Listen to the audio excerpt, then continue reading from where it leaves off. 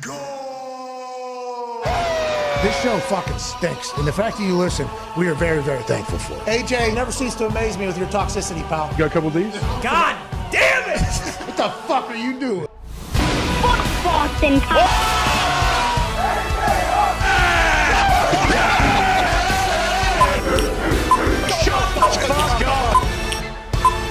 Hello, beautiful people. Welcome to our humble abode, the Thunderdome. On this Winter Wednesday, April 12th, 2023, this sports program starts right now. Much money!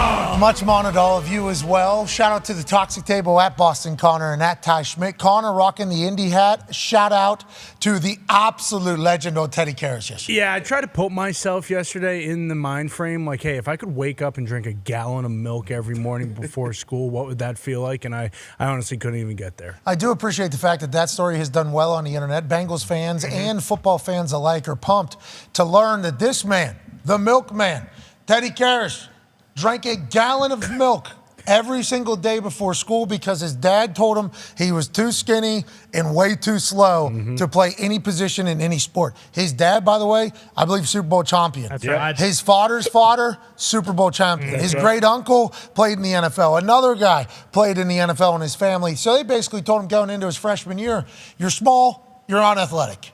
So he said, well, at least I got to get big and be slow then. Yep. So he drank a gallon of milk every single day. Gained 100 pounds. In a year. And grew 4 inches. Yeah. Now, he did admit that puberty could have potentially played a part in that because 9th to 10th grade is a growth spurt time. Yeah. Sure. He wasn't necessarily ignorant to the fact that it wasn't just the gallon of milk every single day that made him grow and get larger. But that type of stick-to-itiveness is what we're all looking for. Yeah. Because you know how many, he said some days when I feel weak, I would grab skim milk. It was 2% milk every day. A fucking gallon before he went to school. That's one of those challenges. Like, hey, take a teaspoon of cinnamon.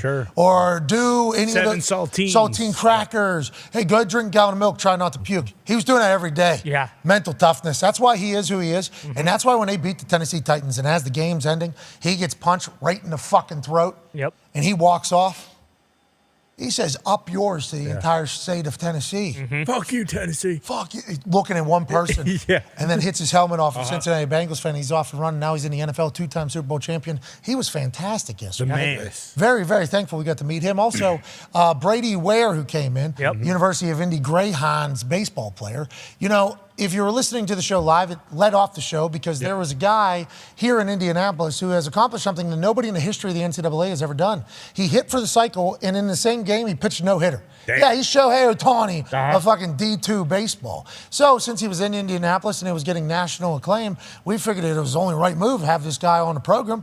He offered to come into the studio. He came into the studio day of a game. Got to learn a story. He was from San Diego. This is his first time outside of San Diego. Went to like JUCO or something like that in San Diego. That team ends up firing coaches or something like that. He gets shipped to Indianapolis. First time out of San Diego. First game back after dealing with an injury. Hits for the cycle, throws a no-hitter. This guy's a stud. Come in. It was nice to learn his story. You know, he had a game. He was missing batting practice to be on the show. That's right. Wasn't pitching, just hitting, DH. We said, hey, buddy, you get a double or better or get on base 2 times, you will win $10,000 and we'll give 10 people $500. Hell yeah. Good news. He hit 2 doubles yesterday. That's right. Got walked 3 times or something like that. They end up winning 24-23. He had 8 at-bats. Yeah. This guy had 8 at-bats. Jeez. He could have hit the cycle and struck out 4 times. Yeah. Same game. This is fucking, I think this is very entertaining baseball. What are they playing with, beach balls? Long game. Well, he's playing with beach balls. This guy is obviously one of the greatest baseball players of all time. So he won 10 people $500. We appreciate the hell out of you, Brady. Go, Brady! Who's pitching? Well, not Me. Brady. Doesn't matter. The other part of that deal, where we were going to give Brady $10,000 if he was able to accomplish this. D2 guy, first time out of San Diego. I'm assuming NIL deals aren't just rolling in for the University of Indy Greyhounds. Maybe I'm wrong. It should be now.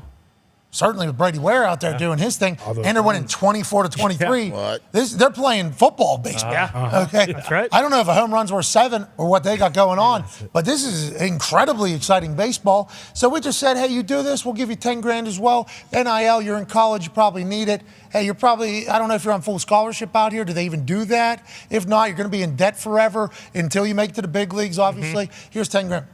We get a tweet from the fucking university. That's right. Yeah. We're aware of the offer to UND baseball, Brady Ware, on the Pat McAfee Show based on his performance in today's game. Brady did not accept, okay? NCAA rules, it is impermissible to accept pay based on performance/incentives. We're proud of Brady's accomplishments and attention he's receiving. Okay, now shout out to University of Indy Athletics, obviously recognizing they have to cover their ass. Right. And a lot of people had heard about this, so they didn't want the NCAA to be snooping around. Exactly. With that being said, are we serious, NCAA? You gotta be fucking kidding me. It's performance-based. What do you think these NIL deals are? Yeah. If I would call Brady Ware right now and say, hey, you know what? Want to give you $50,000. All you gotta do is, whenever you're going into the batter's box, you say, watch the Pat McAfee Show. It don't matter how you do. Now, granted, if you say that, then you hit a dinger, I'm probably gonna offer that up again. Or another company's gonna offer that again. Sure. Is that performance-based salary? Wait, is that incentive-based money? Yes. How about those kids that get like $5 million deals to go play? Then they don't play. What happens to that money? That's not there. So they have to start. They have to beat people. Is that not performance-based salary? What the fuck are we talking about? Acting as if that is not legal. But what is going on right now in the NIL world is, what a joke. And this is what happens, you know, I don't want to have to do this every time the NCAA is brought up. Sure. But what the fuck is their purpose? I have no idea what it is. I understand that they're supposed to be protecting the student human athlete. Okay, this guy's about to get 10 grand. Yeah. In a time that he could get potentially 10 grand to what, put a tweet up? Or potentially do something else. He outdid his thing. There was no quid pro quo here. If he doesn't do that, it's not like we're going to take him in the back room and break his fucking arms. No. Hey, you owe us money, you're in more debt. No, it was literally, you do this because you're on our program, probably going to have a little bit more eyes on that game. You do this, congratulations, we appreciate you for your time. This is an NIL deal. He came and made content for us, for the Pat McAfee Show. He was fantastically handsome, so cool. Good kid. Humble. He got his content up on fucking Sports Center. Yeah, exactly. And everywhere else. Actually, me paying him that's a bad deal. This guy was an employee of mine. Yeah. It's a bad deal, which is another part of the problem in the NIL thing, that bad deals that are taking place. So what I'm saying is, I understand that the University of Indy Athletics had to cover their ass because the NCAA is always trying to snoop around and fucking take somebody down that doesn't deserve it. At all times. Okay? But also, come the fuck on. So I have to create a deal that says, hey, I need a fugazi tweet out of you that I can give 10 grand to you for. You think that's what NIL deals are right now, NCAA? You're out of your mind. And I don't want to have to do this, but it literally just happened to us within the last 24 hours. And we have to talk about the hypocrisy and the stupidity of some things that are still happening in the world that we live in, of sports and amateurism, which is a word that they made up so that people couldn't get paid. Now that thing's kind of out. Just a wild time to be alive, I guess. He's not going to like a Power 5 school. Like, he's not playing in the Big Ten or the SEC, where it's like, you know, if he continues to play well, like, people will see him and there will be eyes on him. Like, and I'm not saying he couldn't go do something great, you know, in baseball in the future, but like, realistically, that is probably, in terms of his athletic career, like, it's going to be hard to go over that. No, it just is. No one in the history of baseball has ever hit for the cycle and thrown a no-hitter in the same. Yeah, he's going to do it again. If he does it again, that particular content that he is creating will hopefully be for a company that potentially is based in the same state that'll pay him like $25,000, $30,000. Well, that's performance-based. Well, isn't there incentive-based contracts that are happening in these NIL deals already? Aren't those performance-based? Whether they're digitally performancing or on the field performancing? What are we talking about performance-based? This is so dumb. At Tone Diggs, one half of the Hammer, Dahn Cowboys is here. And also the legend, who has a sick cap and a sick fit on today. Drove a car that has an engine with gas, so made it all the way here efficiently. Brought a goddamn jeweler with him today. Ladies and gentlemen, Pac-Man Jones. Yeah, Pac-Man. Shout out Edgardo. Edgardo. And I made it. I made it here real quick today. Let's talk about the Brady Ware thing, because you're kind of in the middle of this. You got 6 kids at the house right now that are all going to be D1 athletes. Numerous already have offers. I believe a freshman named Chris Henry Jr., 6'5", runs a 4-4. He's a freshman in high school. Yeah. So if you're out there and you're listening, your kid, freshman in high school, sophomore in high school, there's a human out there that exists that's actually in this fucking guy's house that is 6'5", runs a 4-4, has offers from Tennessee, Georgia, Ohio State, and anywhere else? Michigan. What? Michigan State. What? West Virginia. What? Not going there. Florida. He might go to West Virginia. He He's looked not good. going. Miami. He's going to Michigan State.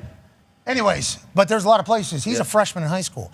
I assume you're learning a lot about the whole NIL world through these kids that are in your house. And then also, how old's Junior? 15. No, how old's, I'm sorry. Johnny? Yeah, yours. 5. 5 years. So he's going to be dealing with this NIL deal for the next Couple 2 decades. Yeah. As this thing goes. What have you learned thus far about the NIL deal, and where do you think it's going to inevitably go to? I learned a lot about language. So, for instance, like you can pay to post, you can pay to do different things, but the NIL deal is tiers. So, basically, if you play good, let's just say last year, we can use our running back as an example. Great player. Yeah, at West Virginia. Nobody knew about him until last year, until the year that he had last year. Now he's a tier 1. So, he's probably our highest NIL deal. Is that performance-based? That's performance. Sounds based. like Oh, come on. sound What are like we it. talking about? That's unbelievable. I don't understand the tweet, but it's just certain ways. I guess you gotta put it. Frame it. We got to frame it. Yeah, we have to frame it for a presentation to get accepted. Who's accepting these? Is it just the school's able to do it to anybody? Well, actually, the NIL is an independent group besides the school. Okay, so they just kind of work as like a team? Yeah. Okay, got it. Interesting. Doesn't make any sense, but interesting. No, it does make sense because that's how a business would operate. You know, if you're trying to recruit and you had the means to be able to recruit with money, you would certainly do that. And that is true when it comes to this Brady Ware situation. Like, we are trying to get him on our team. You know what I mean? We're trying to poach him. That's why we're offering up these things is we want him out of the University of Indianapolis. Now, that's how the NCAA could say they're protecting, right? The university and they're protecting the player because maybe we're trying to poach or do something. I don't know how this could be considered bad for Brady. I honestly, I have no idea how that could be considered bad. And it's hard not to poke holes at the whole thing. Like, oh, you're all a sham because you won't let this happen. It's hard not to do that. We can't do that. I'm sure NCAA serves a purpose, especially at the D2 level. I think they crown all the champions at the D2 level, so it probably means a little bit more. But in this particular case, like, just fucking butt out. Like, what are we even talking about? But didn't the girls who just went to the national championship, all they shit went up because of what?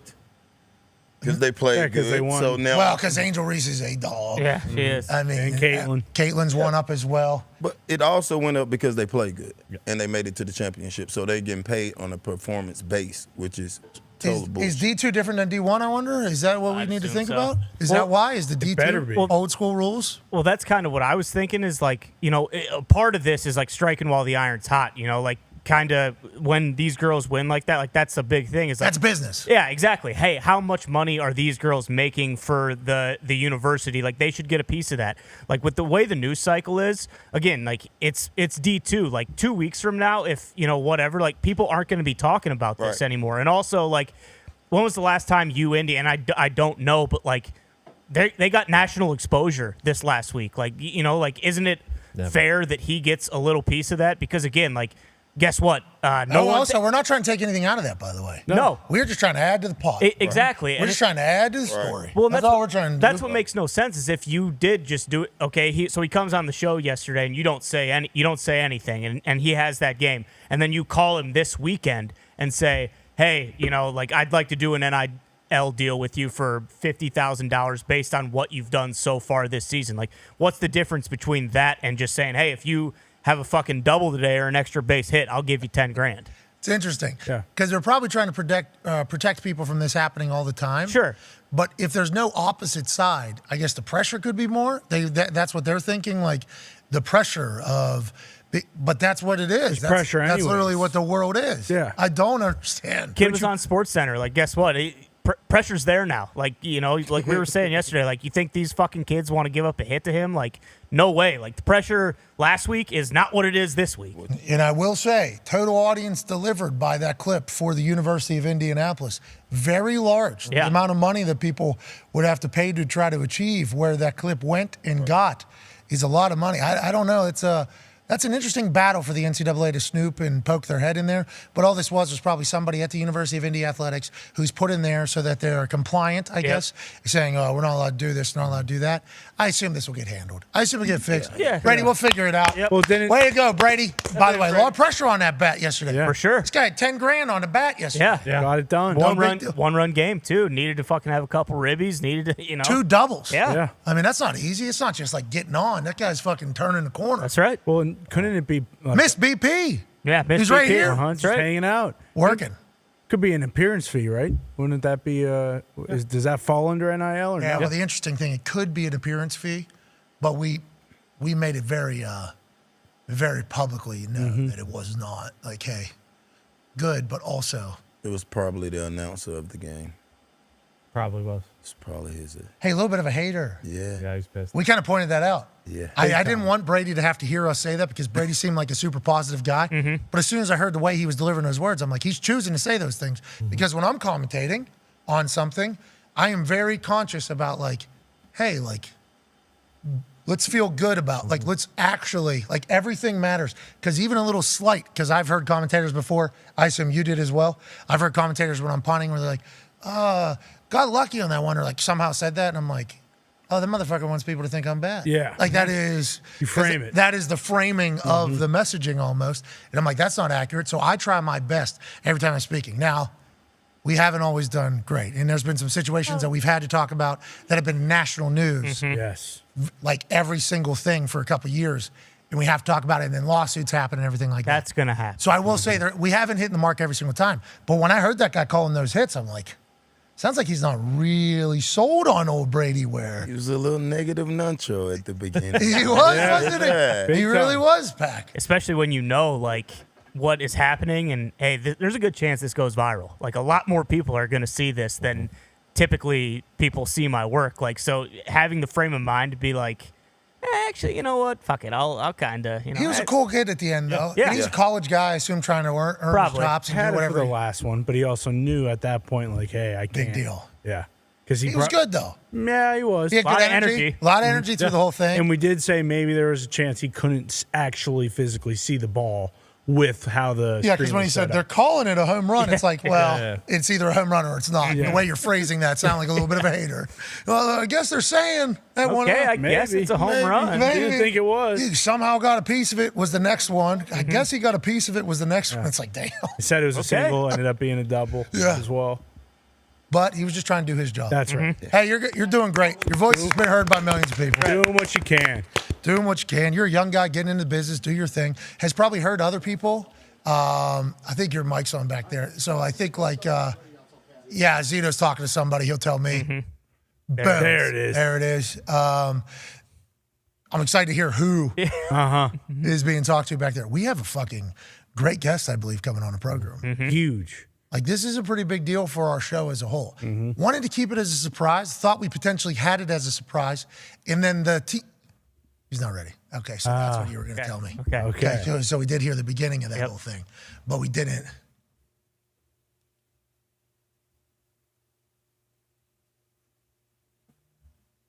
Is it close? Is there any? Oh, okay. I was just talking to the PR guy. I apologize if you guys heard that.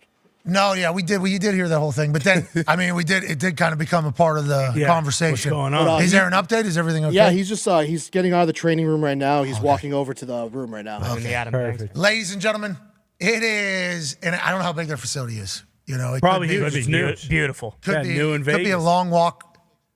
It's a big facility. They're saying it's going to yeah. be a bit. All right, let's talk about some other things then. Adam Schefter broke some news on NFL Live yesterday that was, I believe, shocking. Kind of came out of nowhere. The entire clip in of itself is like a minute something on NFL Live, and Adam Schefter goes to break news. Then you see Swagoo pop on. Swagoo intrigued, and then he was getting like kind of overheated from it. Yeah. And then Ryan Clark up for outstanding personality. Good luck out there. Boy, RC. Good luck out there, RC.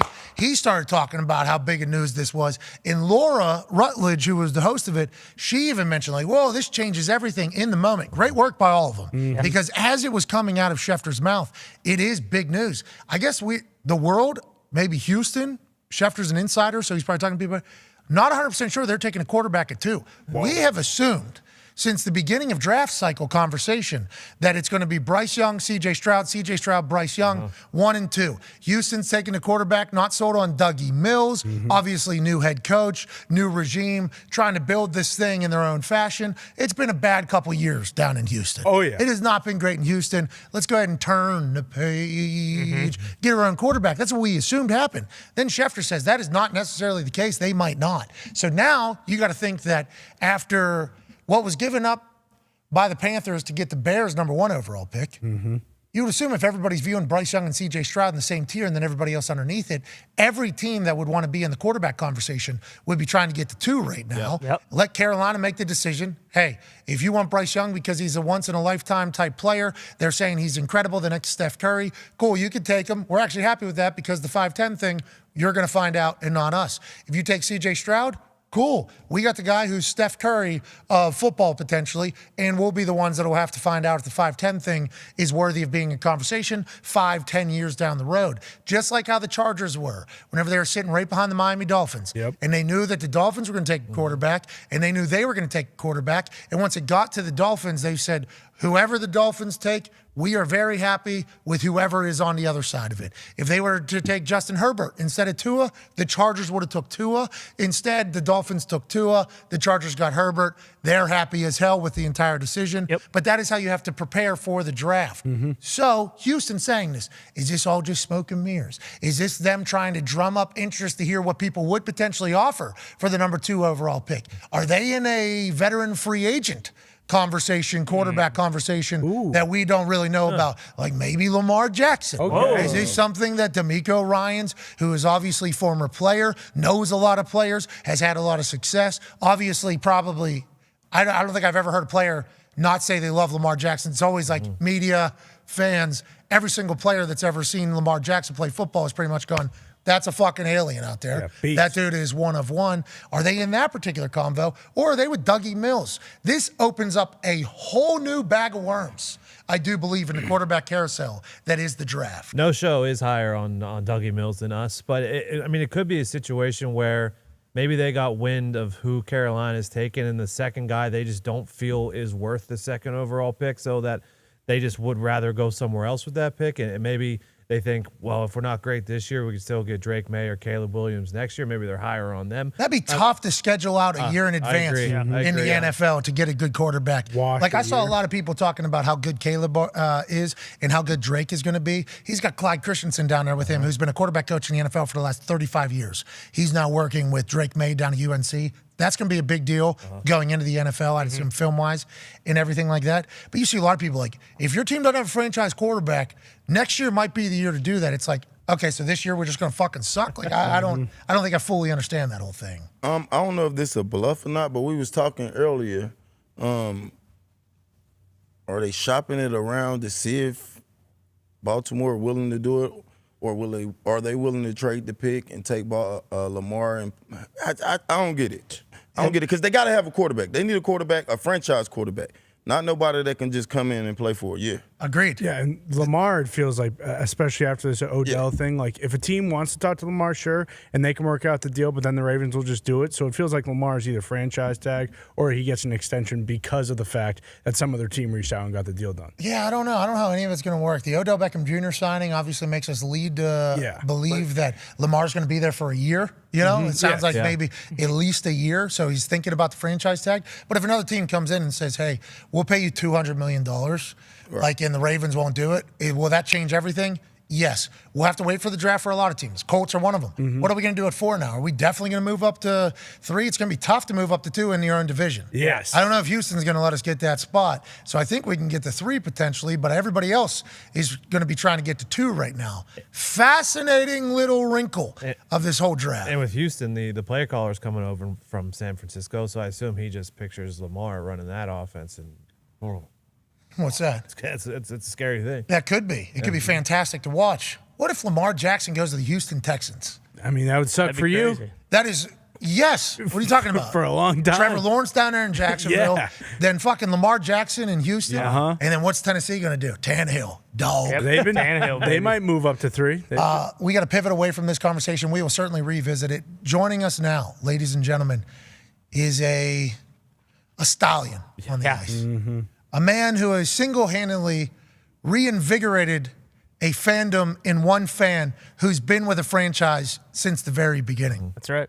I believe he's from Massachusetts. He went to Boston University. Oh, yeah. Played for Buffalo for a while. Why? And he got traded to Sin City, where he is a Vegas Golden Knight.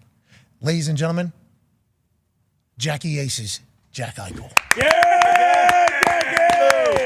What's up, dude? What's going on? Thanks for having me on the show. Dude, thank you for joining us. I assume your life as an NHL player is so busy in the middle of season with how many fucking games you guys have, especially now with the playoffs around the corner. How's the body? How do we feel, Jackie Aces? I feel good, yeah. We got one regular season game left, and then, playoff starts early next week, so just trying to rest up and get ready for that. Is the entire mindset of, the whole league pretty much now going into playoffs much better because the Penguins didn't make it into the playoffs? Do you think that is like last night after seeing the fucking Penguins lose a must-win game to a team that's trying to lose, okay? Yikes. At home by 3, all right? 3? Last night when you go to bed, you go, well, the Penguins aren't going to be in the playoffs. Thank God that happened. Is that what happened? I'm not sure. Can they still not get in? Are they for sure eliminated? They can still get in. I guess there is a chance, but we had like a road just Paved for Just you. was Yeah. Jackie, just like fucking right in. Like, here it is. This team's trying to lose to get old Connor Bernard, and then the next team you're not going to lose to, and then bang, we're in. Sidney Crosby's dancing. Last night, basically shut the door. We can still get in, but did you sleep sounder? And do you think that's how everybody in the NHL was last night, Jack? I slept like shit last night. My dog was snoring in my ear. So Penguins had nothing, had no influence on me sleeping. But honestly, sometimes it's tough in those games. Like last year, we were in a similar situation where it was the last week of the season. We needed to win we had a lot of must-win games. And, the other team, they have no pressure. And, I'd probably say that I don't think any team purposely goes out there and tries to lose, and I'm sure Chicago was trying to win like they are every other night, and there's a lot of pressure on Pittsburgh to win that game. Those are tough games. We lost to a few teams last year down the stretch that were not playoff teams, and they were a crucial time of the year, and so those games are never easy. Hockey's a grueling sport, man, and obviously the players can't go out and tank. That is just something that is said about teams. I was on a team that they were actually chanting like "suck for luck" in our stadium. And it was like, yo, this guy's trying to just earn a paycheck. This guy's trying to get a new contract. This guy might be in his last year in the league. I don't think players can do it. Coaches obviously won't do it. But there's other mindsets in every league. So I appreciate you bringing that to the fact that, yeah, those players last night. It was tough. Yeah, they went out there. They saw the great top 4 player of all time. Well, it was supposed to be. But Sidney Crosby playing. Top 5 for sure. Okay, top 5 for sure? Yeah, I would say Sid's resume and what he's done, I would for sure put him in the top 5 ever. Okay, I love that. So let's talk about one of the reasons why I'm such a big fan. He's played for so long. He was dropped into the spotlight as well, just like you, number 2 overall pick, American-born guy. The grueling schedule of hockey, plus like the pressure of performing, and just the travel.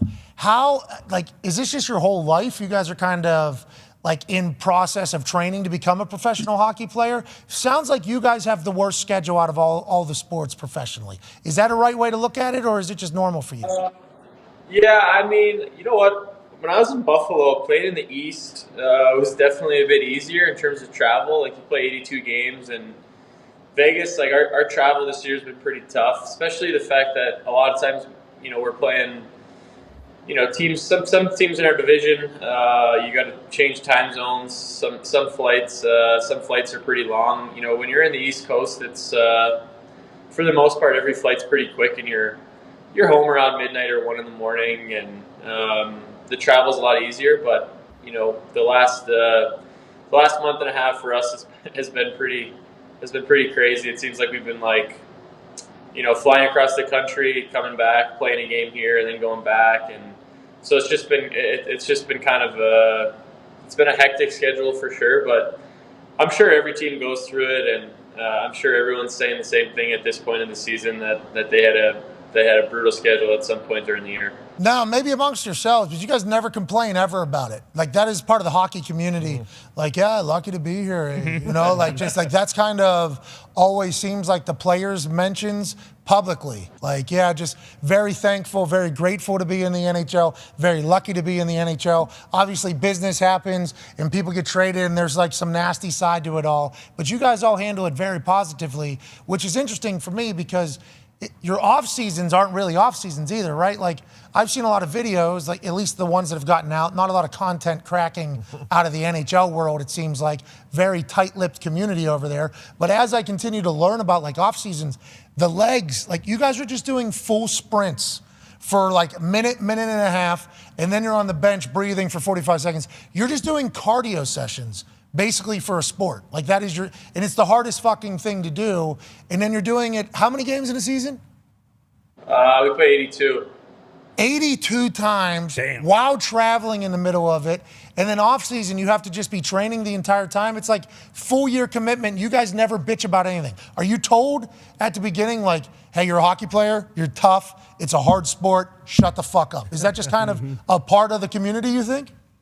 No, I think maybe publicly. I think it's probably known not to complain to the media or put it out there for anyone to use. But we do a lot of complaining to each other. And okay, you're humans. You get in the locker room or get on the plane or you're hanging out in the change room after a game or whatever, and everyone's complaining the whole time. So. But we keep it under wraps a little better than ourselves. I think it's incredibly classy the way you guys operate. Like, you rarely hear shit talk. That's why when like a Marchand rolls into the league and he's a complete pest and he's licking people's faces, it's like, okay, so hockey does have like that type of shit happening. You guys very open. Now, you're an American-born player in the NHL. We appreciate the hell out of you. Hell yeah. Okay? We appreciate the hell out of you. I've hypothesized about this a little bit. Second overall pick, too, as an American. Yeah, no big deal. 7 years of Buffalo, had to see. Traded to Vegas, becomes an immediate fan favorite. I mean, we're talking about a fucking dog here who's an American. We appreciate the hell. Sweet hair, too. I mean, the fucking hair. Thanks, man. Yeah, really sweet lettuce, dude. Look at that. Oh, hell Hell yeah, it's like a Dallas Shag a little bit, isn't it? You got a little Dallas Shag there a little bit. You go in there. But do you think with the way, like, the world is now, do you think we're going to continue to have a lot of Americans playing hockey growing up? Because aren't those like 5 a.m. skate sessions whenever you're a kid, and like rink time, obviously very difficult? That's not an easy sport. Everybody talks about like wrestling being hard, and it certainly is as a teenager. Hockey is fucking miserable. The hours, the conditioning, the commitment, the toughness it takes. Do you think we'll continue to have American hockey players representing? And I want to say with how soft we've gotten, but with the other options of things that you could potentially do if you're athletic and as a kid, Jack? Yeah, I mean, I think you're always going to have kids that grow up and they want to play hockey. And I feel like you're always going to have kids that grow up and they want to play football. I mean, I have younger cousins and family members, and, they're, I guess younger generation, and they love those sports. They want contact. They want the competitiveness. And, I mean, hockey's a unique game because, it takes a lot of commitment from the people around you in order to get to where you want to go. Driving to the rink every morning. I mean, there's a lot that goes into it, right? Ice time's expensive, equipment's expensive. Playing on some of these teams like Vegas, for instance. I mean, it's a newer hockey community. The people are crazy for hockey here. Like, I have a few friends that work in the youth hockey programs here, and they're doing private lessons with 8, 9-year-olds at 6 a.m. before a kid goes to school. So it's like people love it, and people want to see their children and their kids have success, and I love it. I mean, I think it's great. It's great for hockey. You're seeing a lot more Americans. I think the percentage of Americans in the NHL is continuing to grow, which is What is great. it? What is that? What would that be?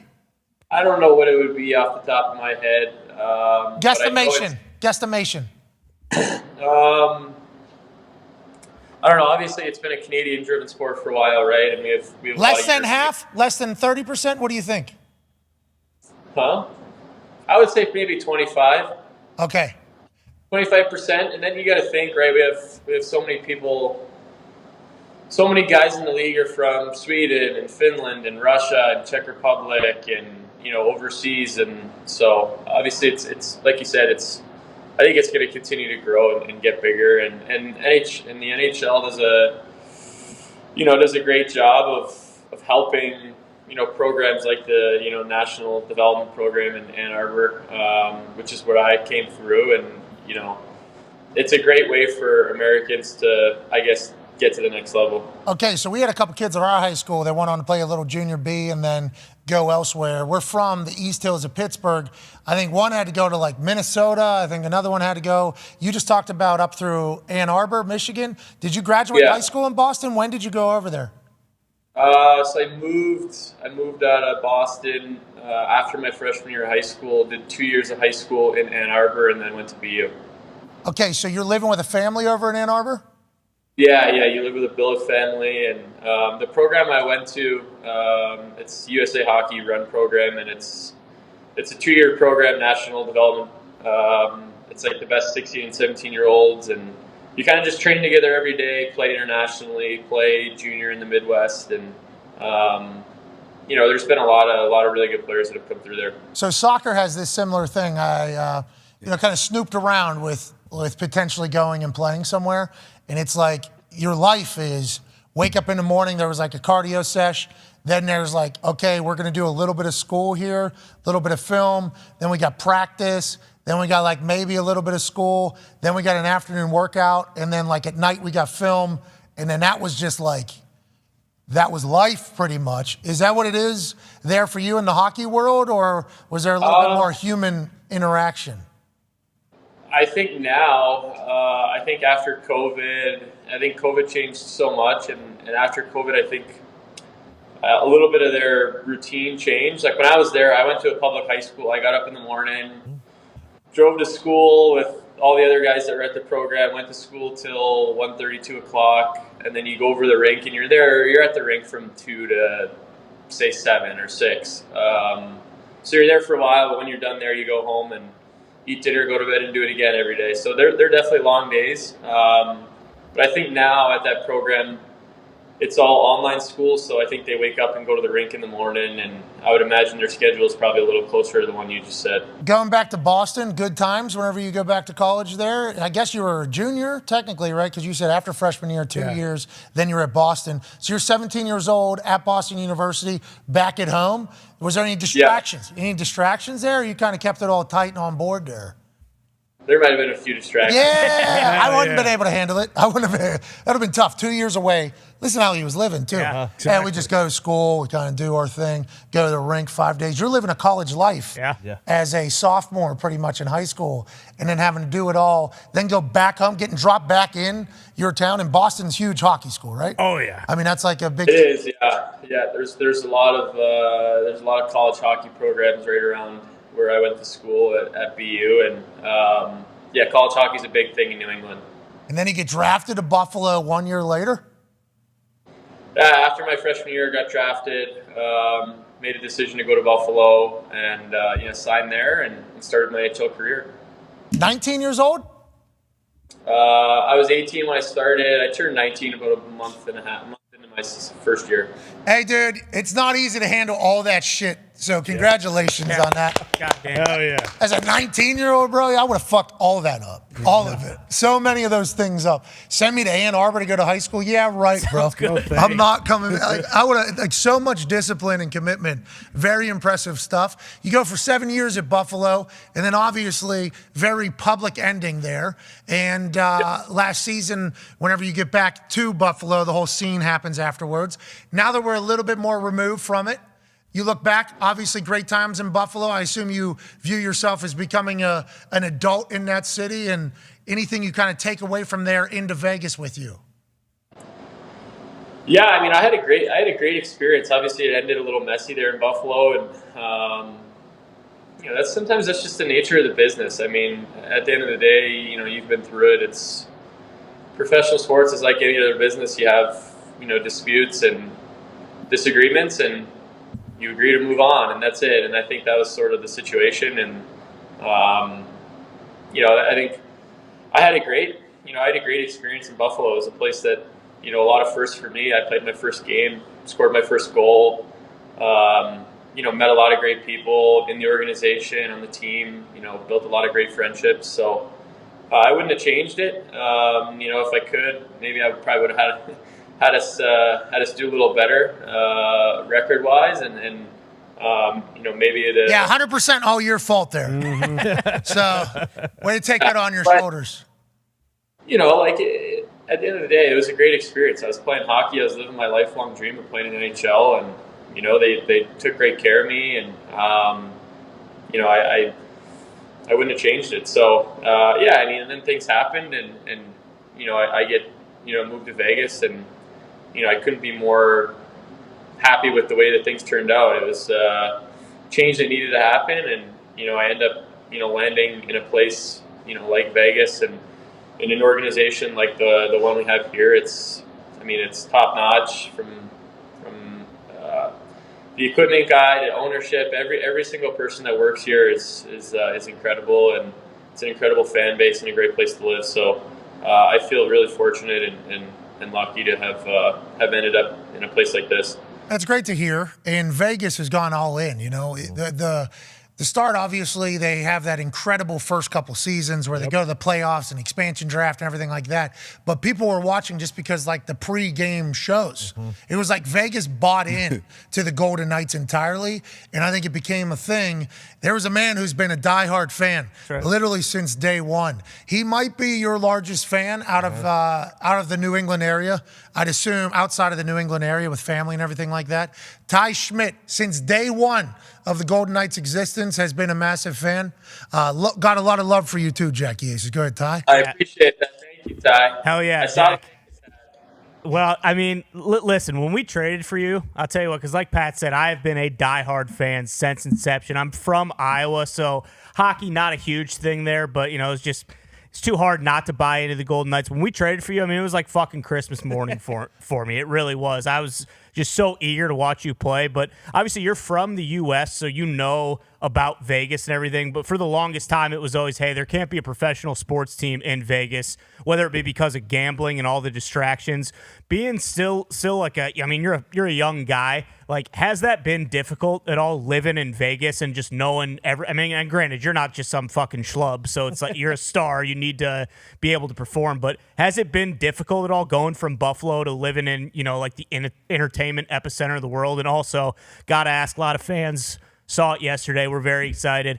How jacked up are you to have Stoner back on the ice with you? Yeah. I guess I'll answer the first question. Yeah, I mean, Vegas is Vegas. I think when you live here and you're here full time, it's a little different than when you come in here with your buddies for a bachelor party and 3 or 4 days and you're just you're blowing it out on the strip. But good times though. Hell yeah. Yeah, I feel like that's what most people view Vegas as. It's I'm going to come in here for a work trip or a conference, and I'm not going to leave the strip. But I think for us living here, it's it's not like we're living on the strip. We live in an amazing community here at Summerlin, and love that. There are practice facilities out here, so you don't really need to go down the strip other than for games, and but it does offer so much. I mean, we have world-class restaurants and some incredible Carrot Top, of course. Yeah, Chris Carrot Angel, Top is right down the road. Coverfield.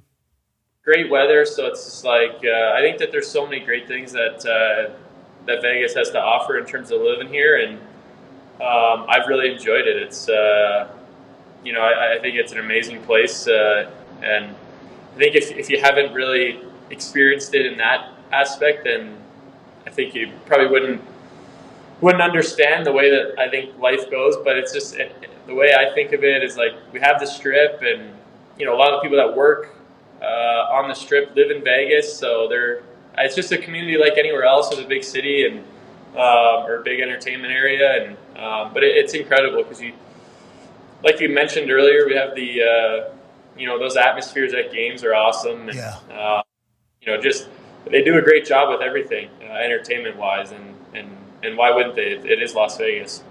And Stoner is back. Hell yeah. Yeah, that's true. Yeah. Stoney coming back. That's a huge huge addition to our team. Obviously, our captain, and you know, a guy that means so much to us on and off the ice. So you know, in order to the ability that you know, the chance that we might get him back here in the next however little bit. What? Yeah, I mean, I can't really explain how much it means to our group, and I know how much it means to him with all the work that he's put in, and you know, it's tough to, you know, deal with injuries in general, and for him to have to kind of revisit an injury that, you know, he thought he put behind him last summer. You know, I give Stoney a ton of credit for the way that he's handled everything. Stoney's back soon, you said? I don't know exactly when he'll be back, but just to have him back on the ice and practicing and you know, gamesmanship, Pat. You know, making that process closer. Hey, Stoner's almost back. Stick taps for Stoner. My boy Stoney. Hey, did you guys play this game growing up? Obviously, a little knee hockey, yeah? Of course, yeah, all the time. You think you just beat everybody that maybe didn't play hockey in that game, or is that a sport that maybe we could catch up to you on because we did play a lot of it growing up? No, I'm sure there's a closer playing field than you think. How about ball hockey? You ever played deck hockey? I was a big deck hockey player. I love deck hockey. Deck hockey's huge in PA, right? Huge, yeah. Actually Huge, yeah. got a world champion ball hockey player here in the office, and old Frankie Maralda, host of That's Hockey Talk. Fucking wicked clapper, dude. Mm-hmm. Wicked clapper in that. That was a tough.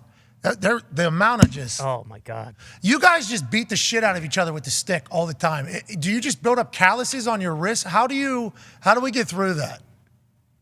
Lost your padding underneath the uniforms, but honestly, like you said, I mean, yeah, I mean, some of the bruises, like the shot blocking, the slashing, the cross checks. I mean, it adds up over the course of a year. But you know, we have some guys on our team that have some outrageous shot blocking numbers. Like I think the NHL leader in shot blocks this year, Alec Martinez on our team. I feel like he has maybe 100 more shot blocks than anyone else in the NHL. Like he just puts his face in there. He just his face, any part of his body, he just wears the puck. Why do you have all your teeth? Isn't that something you're not supposed to have? What's that? Those are fake? No, they're real. Knock on wood. I took one. Well, don't knock on your teeth. I took a puck in the face earlier in the year. But thankfully it didn't hit any of my teeth. You a fighter? You do any fighting? What do we do? Not a lot of fighting in the game anymore, right? That's because you guys are all soft? No, there's still some fighting. And, you know, I think there's still a place for it. But, yeah, I wouldn't consider myself a fighter. You're not. Hey, need one here. Isn't that the hockey routine? We have Rupper, obviously. Yeah, Chara. Rupper on Hockey Talk, where Chara told him, hey, I need to. Will you please do me the honor of fighting me? Need to fight him, right? That's something in your sport that's very real, right? Yeah, I mean, I give the guys that do it, I have the utmost respect for them. It's not an easy job, and, you know, depending on how the game's going, if you need a momentum swing, you know, there's times where you're just, you ask a guy, hey, listen, I need a fight. And, you know, I credit guys that do it, drop their gloves. It's a great part of the game. Hey, I need a fight. I wasn't planning on it tonight. Look, I guess for you, I guess we'll do anything here. Let's try to knock each other out. Connor has a question for you. Yeah, Jackie, I'm also from Massachusetts. Shout out North Chelmsford. But I had a question similar to, kind of what Ty said. I understand, you love the Golden Knights. You love being in Vegas. But is there ever a thought, hey, maybe at some point I decide it's time to go back home just like you did when you were in Michigan. Put on the black and gold. Play for the hometown Don't team. do it, Jackie. I think you should. And also, if you don't want to answer that, is there a conversation about what's going on in Boston right now and the historic run and them having the most wins in the history of the NHL? Since 2005? Forever? I had I had a little feeling that you were going to ask that with that Happy Gilmore jersey on. Boom. Thank you. I had a feeling that question was coming, but no, I mean, I'm really happy here. I think. Hell yeah. I think every kid probably at some point dreams of playing for their hometown team, but I can't look into the future. I love Vegas. I mean, this place is great. I'd love to play the rest of my career here and be a Golden Knight till I stop playing hockey. But in terms of the Bruins and what they're doing this year, I think it's hard not to acknowledge it. And a lot of my teams, incredible that they've been able to break so many records and the season that they've had. Credit to them on all their successes. It is pretty remarkable, and for my buddies that play on that team, I'm happy for them. You guys tight community, hockey players, or everybody kind of knows each other because everybody's kind of come up. Everybody knows who's going to be the NHL guys coming up, so you kind of know each other? Well, I think, as you get closer to the NHL, you start, I think just the crop, I think, gets smaller. And so, a lot of those guys that you knew growing up and maybe in university or in junior, and I feel like you just cross paths with so many guys, and that's how I feel. I feel like I know someone on every team, and it is a pretty tight-knit community, and I think that's one of the best things about it. Freshman year of high school, deciding to go to Ann Arbor to go into the hockey pipeline factory thing that USA's putting together up there. So you knew when you were in 8th grade you were going to be an NHLer? No, honestly, I didn't. I think, probably when I went to that national development program there and, at the beginning of high school, I started to realize that it probably could be a possibility. But you never know. There's a lot of variables and a lot of things can happen. But so are you? You're just fucking killing people in freshman year of high school up there in Massachusetts. We're talking like 6 goals a game, 7 goals a game. No, I didn't play high school. I played junior in Boston. But I went to my public high school and played junior my freshman year. So caught a little heat at the high school because I wasn't playing for the local town team, but all my close buddies understood. But my the normal person at the school didn't understand why I wasn't playing for their high school team. Just basic people everywhere. Yep. Okay, when you're 18 years old, you guys are going to be what? Oh, can't wait to buy cigs, especially up there in Massachusetts. Bingo. Can't wait to buy smokes. I've been doing it for a long time. Now I'll do it here. He was worried, I'm going to get drafted. Yeah. Okay? Sorry. I'm already going to be graduated college. Okay, I'm going to be done with college by the time you guys are seniors in high school. So just shut up. I'm not playing for the town team. I like that you had to do that. It's not an easy decision. I'm sure you could have had a much easier life if you would have just done that in school every day. But then you go to Ann Arbor and you say, oh, I'm going to be in the NHL. Oh, I'm very good. Oh, I'm going to be in the NHL. Pac-Man has the last question for you here, Jackie. Hey, Jackie, my question was, does any team come through there get like the Vegas flu with going out and doing different things? Can you smell that liquor on them on the ice? Let's just say I've learned that the Vegas flu is a real thing, and playing here, you talk to guys after the game. Oh, what'd you do the last few days? Because sometimes scheduled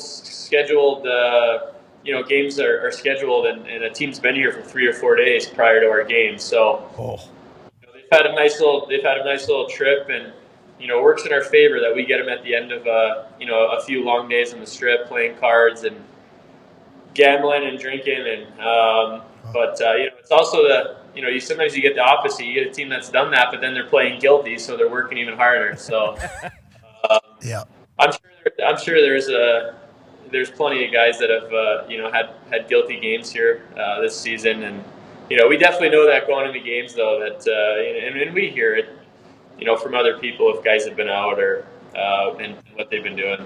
You called them guilty games? That's hilarious because I always called it like, oh, I'm hungover. If I do bad right now, they're going to call me a drunk, tell me I need that. I got to do good so I can continue to just go ahead and do this in the future. You call it in the NHL world, it's like, oh, I got a guilty game on you. Is that real? Yeah, playing guilty. Maybe I had a couple too many beers the night before, and same thing like you said. You don't want to catch any heat, so you're working extra hard and you're doing anything to help the team win that night. God damn, he's flying around like he's got a guilty game. He's hammered still. What he did last night. Hey, we appreciate you so much. Good luck the rest of the way. You get a hat trick on the way out of here for the rest of the season. Any of these games, we'll give $100,000 to a charity of your choice. Wow. All right. Wow. I'm going to be shooting everything tomorrow night. Hell yeah. Yeah, I like it. I love it. That's great. No, I appreciate that. Thanks so much for having me on the show. Big fan of the show. Big fan of yours, Pat. So thank you guys very much. Hey, no problem. Thank you for taking the time in the middle of the season to chat with us. Hockey players don't normally do that. Ladies and gentlemen, Jackie Aces, Jack Eichel. Pac-Man's got no stick. Yeah. Wow. Oh, here, Pac. I don't want to break that. That's not a bolt. That's not a bolt. Hey, what do you think? He's going to catch it? Okay. You didn't catch it. You threw it a little short. You were scared. Oh, well, so what? You were scared. So what? This is like when you throw. Hey, one more time for Jackie Aces. And Jackie. Thank you, Jack. We appreciate the hell out of you, man. That was awesome. Yeah. Good life story there. Yeah, unreal. Just learned a lot about him. Mm-hmm. Did we know we were doing a biopic here? I didn't know. No. I didn't know where that was going to go, but then as soon. You got to be rich to play hockey. Yeah, a lot of money.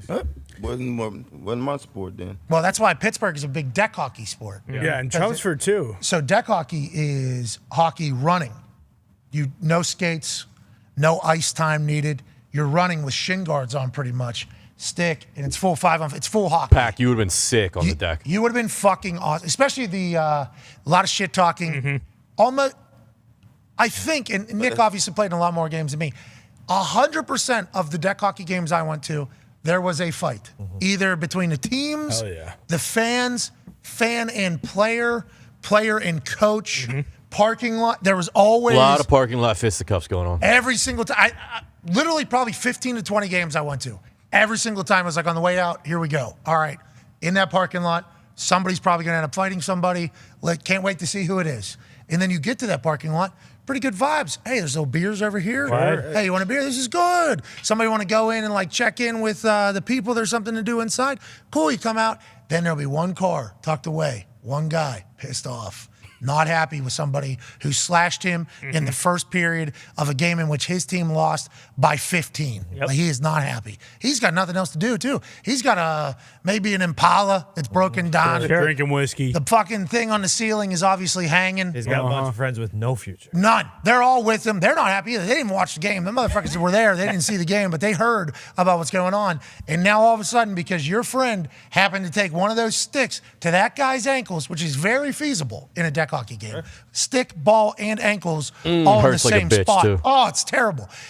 Just because you happen to go to the same school and grow up in the same neighborhood as this guy, and then you went to his game, now you're fighting a bunch of people that are mad at you. That is what deck hockey was, right? That is what deck hockey was. Yeah, pretty much. Kind of what high school hockey was, too. Whenever we go see CFO Phil play, CFO Phil was a goon. Okay, this guy was hitting everything that was moving. Also a pretty good player. So there were some people that weren't necessarily happy with him, and we were obviously with him. So after the games, it was like, all right, here we go. Guess we're going. Time to go. The hockey. Not far off from the conversation you guys had with Gary V yesterday. You foul a guy too hard, you foul the wrong person, you're going to have to fucking pay for it. You would have been great at deck hockey. Legit. I didn't know in hockey, it's like, all right, we're going to fight. I thought it was like, all right, you made a bad play or you hit me or something. I learned something. That's a So it's job. like momentum. Like momentum, because let's say it's a home game. What if I don't want to fight? You can say no. People have said no. But probably a few minutes later, going to come back and ask again. Yeah, and sometimes too, like if someone has a bad hit on Sidney Crosby, Then a fight comes. Someone's coming after you, and you have to fight. Yeah, there's earned fights for sure. Yeah. There is heat of the moment fights. Yeah. But then there's like, hey, we're down 3-1, 4-1 at home, second period. You're the goon on the team. Like home fans not happy about anything. and also your team kind of down, it's like, let's try to spin momentum here. Every fight always brings people to their feet in the stands, and then everybody on there is like, it's almost like a restart of the game at that point. Now, it doesn't always work, but it has worked in the past for people. And there's that one game, too. I think it was the Rangers Capitals or something, and something happened in the game before, and the game started, and all five people. Yeah, it was electric. Both teams. Throwing down. Sticks. That's real right there, though. Oh, yeah. Capitals, Rangers. Yeah, and it was the Capitals who did it, and then they just fucking beat the fuck out of them. Yeah, wiped the floor with them. Yeah, the Capitals bullied the Rangers the night before. Whole world was talking about it. Okay, like whole world was talking about it.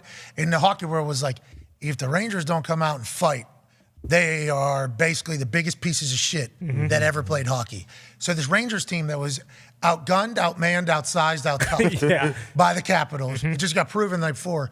They were basically being told by their entire community, hey, you got to go fight for your Gotta do it. That's right. Got to go. And they just got their asses beat. Yeah. Capitals are like the biggest bullies out there. Yeah. Are they still like that? Is that still their team? They had a bit of a down year, but yeah, I mean they still have Tom Wilson, so that automatically makes them one of the baddest teams. But in it the league. wasn't just him. I mean, like, Ovi's a dog. They've always been a bigger, heavier team, yeah. And they for fight. sure. They fight. Rupert told a story once about how they made a line of people who didn't play the positions, but they were just up there at the front. Was that fight. I think so. And then there was a defenseman playing center, and he's like, I'm not sure what to do, Rupert. Like, how do I take a face-off? And Rupert told him, like, shut the fuck up, dude. You're just there to fight. Like, you're not there to win the face-off. You drop your mitts. So what you're doing, as soon as that puck is dropped, like, you're just dropping that stick, and then you're going straight for shoulders. Boom. Right in front of you. Yeah. Throwing down. What a sport. Pac, you would have loved deck hockey. I kind of wish you got a chance to experience it because with how fast you are, Yeah. oh, you would have been a weapon out there. There's people still playing to this day. We got a friend, needs to hang up the goddamn fucking deck hockey shin guards. He's lonely, though. Just let him play. That's why he's still going out there and putting on the shin pads. He's a legend, though. He's basically a Hall of Famer. You know, sometimes it's hard for those guys to walk away. That's real deal. Yeah, that's this guy's real. deck hockey Hall of Famer. Easily. He will go down as one of the greatest ball hockey players to ever play ball hockey. World champion. Has accolades through the roof in the ball hockey world. First team all world, correct? First team all world. Pretty Actual title. Yeah. Has it on a pennant. Now he just can't help himself. Has to smoke 3 packs a day. Has to continue to play. Still has to rip some fucking nets with some balls. And also potentially slap a coach of the opposing team in the face with a stick. He's a dog. Yes. He's a dog. Yeah, like literally. What was it? It wasn't a coach. It was a spectator. Tell the story.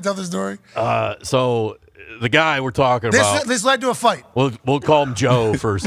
Just pick a random name. Joe. We'll call him Joe Hadley. Okay. All right. Also killed a homeless That's just a guy. weird He name. did kill a homeless guy. too. Joe was Bad driving story. down the boards in the offensive zone. The ball hopped up, and in deck hockey, there's no glass in a lot of rinks, because they're just outdoor little simple structures. So it hit the part of the boards, the top of the boards, where it would have been like it was going out of play, basically. So it would have been like a football going out of bounds back. This guy was leaning over the boards, had his hands on the boards. His hands hit the ball. It obviously disrupted Joe's flow. Joe said something to him, get the fuck off the boards. The guy said something back. Joe basically slapped the guy in the face with his stick and then lined up for the face-off like he was going to continue playing the game. Said, Joe, get the fuck off the rink. What are you doing? And then he was escorted out of there. Joe. He was not happy that he got escorted out of there. He Joe was not. sounds like a dog. How old was Joe at this time? It was last year. 33. It was probably about 9 years ago. That was the first. We don't know if that has happened since. He might have learned his lesson. Doesn't feel like a guy that would react differently, though. That guy fucked up the ball. There's the man right there. Beast. There is the man right there. Hope I meet that guy someday. Me too. That'd be great. Yeah. God, I hope I get to meet Joe Hadley someday. Also got a couple records in football. He's all-time leading sacker for our high school. Yeah. But when it happened, didn't get to celebrate it because potentially because he actually didn't find out till years and years and years after he left high school. Potentially because stats weren't kept accurately. Oh. And the coach's son actually had the sack That record makes sense. title. And then there were some readjustments and counted of. We love the family, the coach and the family, by the way. This is no beef with that. But there was seemingly some fuckery. So this guy. That's Joe's side of the story, yeah. Yeah, it's Joe's side. Yeah, that's what Joe has. And I don't even know if it was Joe. I think it was people around Joe that have told me the story.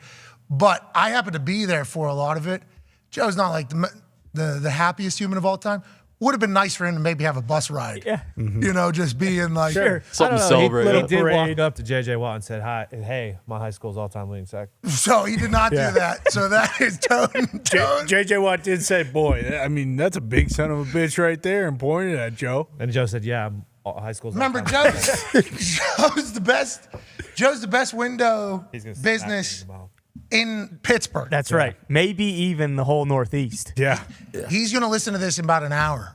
You know, if he's a little bit behind. In between jobs. And we are all going to get texts telling us all to shut the fuck up and not say his name on air ever again. That's not his name, though. At least he won't physically hurt you. He won't physically hurt me, yeah, which is good. Me neither. No, buddy. Buddy. Me and Joe are pals. Now you'll get a fist. The only Joe I like in this country. What's your problem? Come on. No, What's your problem? I got a bunch of friends named Joe. Yeah, okay, yeah. Go that's tell who that to fucking Joe out there. Yeah, exactly. Boom. What's that That's all right. Mr. Joe Schmo. I like him too. Hey, speaking of Joe, Tech Joe over there, you guys made it today. Yeah. There you go. You breezed past it a little bit earlier. Yeah. You guys made a better decision this morning. Yes, we did. It was a full conversation, or how did we go into deciding which car we're going to drive today? Oh, it was definitely not going to be an electric car. The electric car has now been picked up from the house and took it back to Ford Beachmont to where it will have a new home for somebody else. I don't know if anybody that watches our program is going to be the ones that buy that, and I'm sure Ford's pumped up about it, but hey, listen. Pack was stuck in the middle of the woods here in Indiana. Right. Yeah. That's a tough thing. That car. Yeah, I agree. Price just went up, though. Bro. Hey, this is Pac-Man's. You remember that car that he got stuck in? Yeah. Boom, this is the exact one. This is it. His feet were right in here after pushing this fucking thing 2.5 miles. With Joe. To get it to a charger with Tech Joe. Yep. Yeah. Good car today, though. Good gas. Yeah, good gas. Hey, jeweler. Who's the jeweler that came in here? Guy looks so cool. Yeah. Oh, Ed? Great chain. Dude, he was speaking Spanish on the phone. I've never heard something cooler sounding in my life. Ever.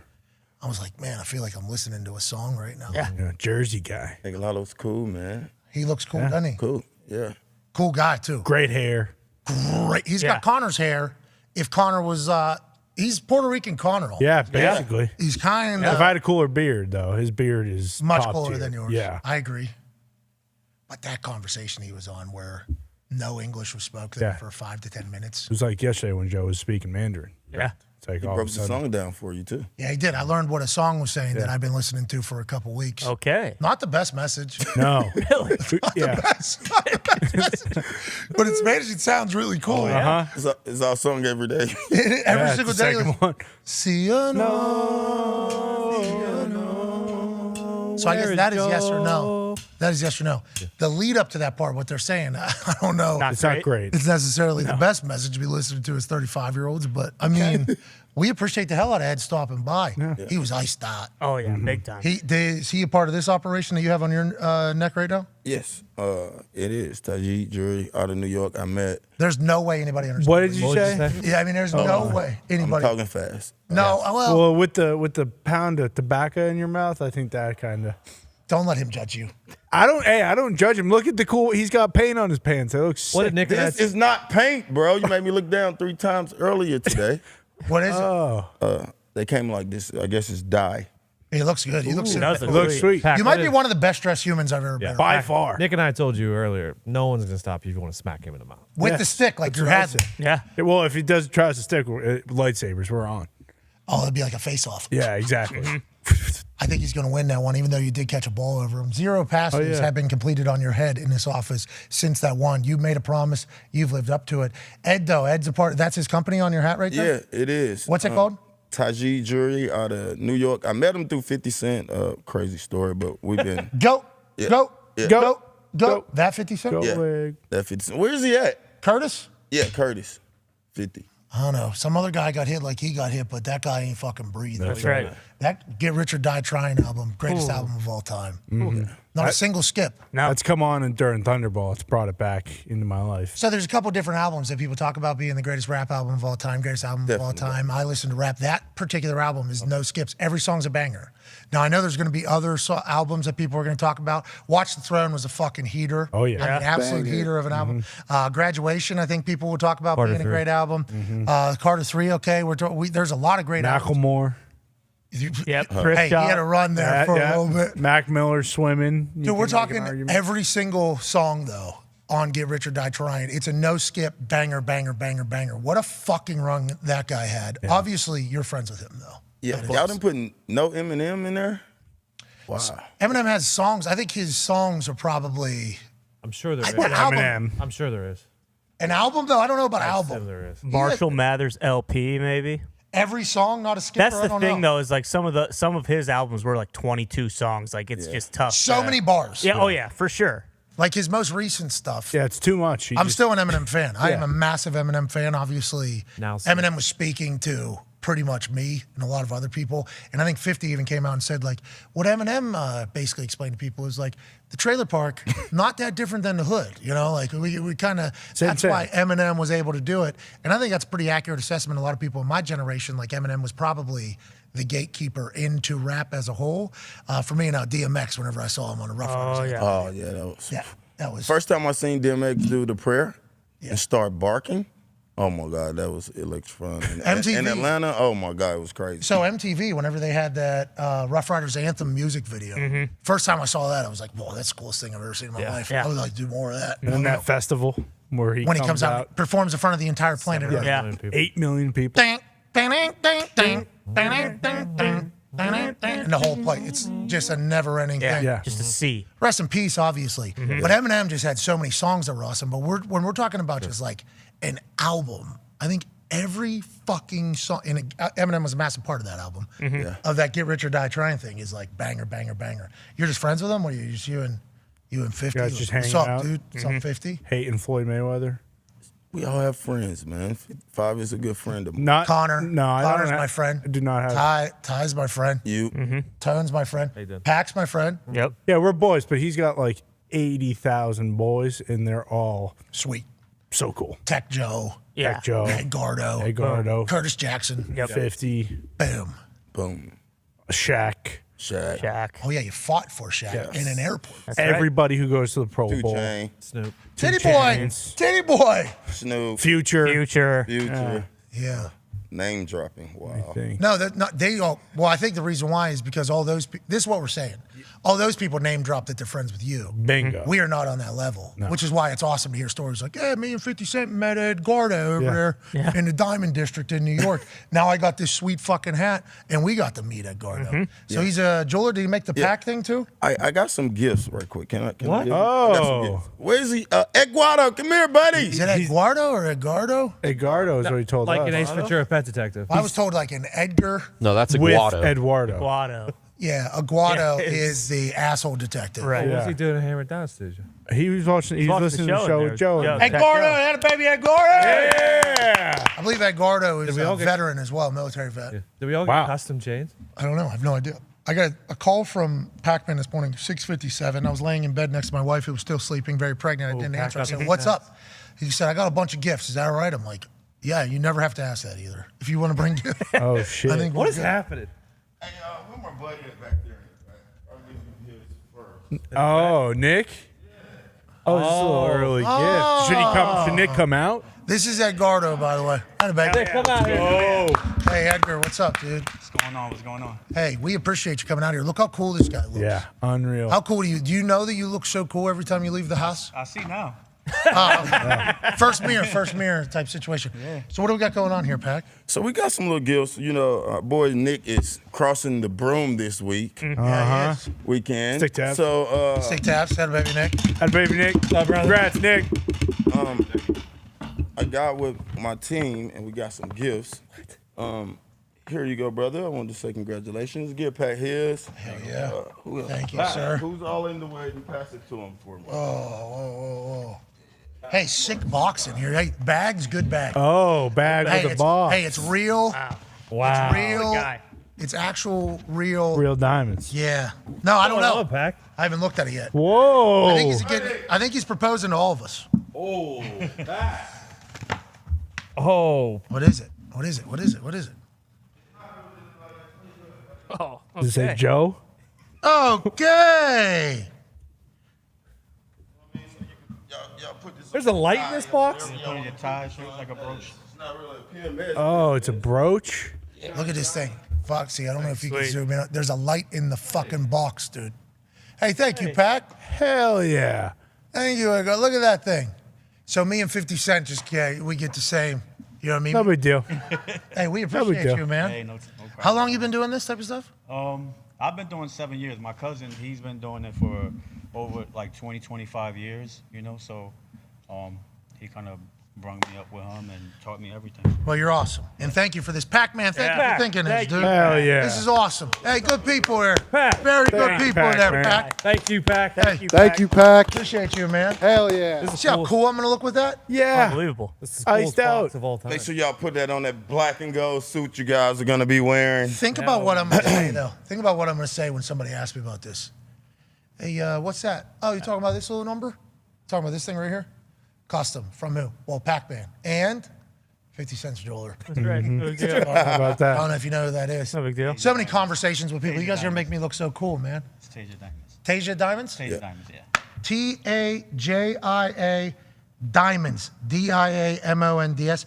38 West 48th Street, New York, in Diamond District. You can follow them at Tasia Diamonds, T-A-J-I-A Diamonds on social. Thank you, Pac. Smell me. Thank you, dude. Incredible work here, man. What is in here? Do I know what's in here? Or what is this? How do I, when somebody asks me, what do I say this is? This is a brooch with high quality diamonds in it. There's diamonds in this thing? Yeah, those are real diamonds. No, dude. You Holy gotta give me the fake shit. stuff. You got to give me the fake. This is too much. No, we can't do the fake thing, bro. No, we don't do the fake. No. Yeah, cloudy diamonds. That's what everybody's Yeah, it works. We're looking for cloudy diamonds. We Thank do you. those. This is really, really fucking nice, and I appreciate the hell out of you. Okay, let's get to a break. That's awesome. Yeah. Look how cool we are. Thank you, Well, Pac. Thank you, Thank you, Edgardo. Pac. Thank you, Thank you, Edgardo. 50 Cent. Yeah. Congrats, Nick. You're getting married. Yeah. By the way, we're off Friday Oh, yeah. Oh, that's right. Because of Nick. because we're heading back for Nick's Yeah, wedding. sorry, everybody, but thank you. No. This is a good thing. We're celebrating. Yeah, it's love. Yeah. Love. I'm giving a speech at said wedding. You know, so I've been trying to figure out what I'm going to say, how I'm going to say it. There was a lot of times we never thought this day was going to come for Nick. A lot of times. Nick held it down for a lot of generations Yeah. in Pittsburgh. His generation, What? my generation, What? Tone's generation, What? one afterwards. What? He was a staple. You know, he was somebody that was always there for you. Yeah. Now, he's getting hitched. That's right. Proud of you, Nick. Happy for you, Nick. Hey, thanks, Bob. Congrats, Nick. Thanks, boys. And look how cool we're going to look. Oh, my God. It's Pac-Man. Taste So the diamonds. All right, be a friend. Tell a friend something nice. Look how cool this guy looks. That's something you could say to somebody. Yeah. Take 5.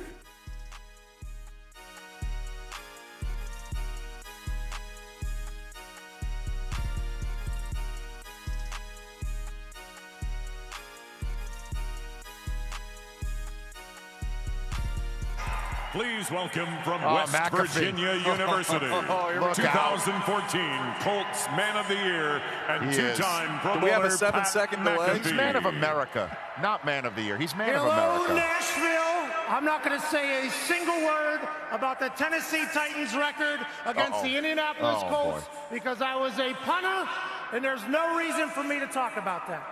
With that being said, we did not punt much against the Tennessee Titans, so you probably have no clue who I am to begin. 2 years ago, when I retired from the Colts, I retired alongside two greats, Robert Mathis and Joe Wrights. A couple months later, I watched the draft. Robert Mathis announced the pick, Joe Wrights announced the pick, and then an orangutan announced the 4th round draft pick. I was replaced by a zoo animal. I was not upset about it because the orangutan was terrible at his job. With that being said, the Indianapolis Colts are the hottest team, not only in the AFC South, but the entire NFL. A young nucleus surrounding the Stanford nerd, Andrew Luck. 2 All-Pros were drafted last year, 10 this year. And with the 89th pick of the 2019 NFL Draft, the Indianapolis Colts, Jim Irsay and Chris Ballard select future Hall of Famer, linebacker from Stanford, Bobby Okereke. Okereke. Pat McAfee, everybody. Nicely done, Pat. I mean, that's 10 out of 10 right there. Fake Dungy loves it.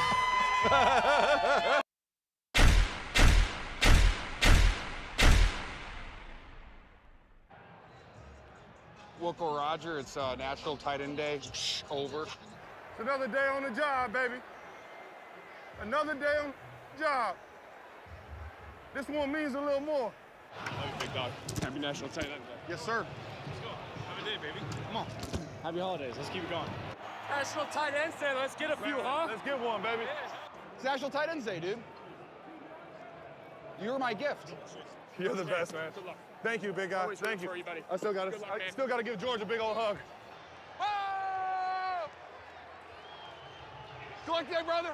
I love you, dog. Do your thing, baby. Do your thing.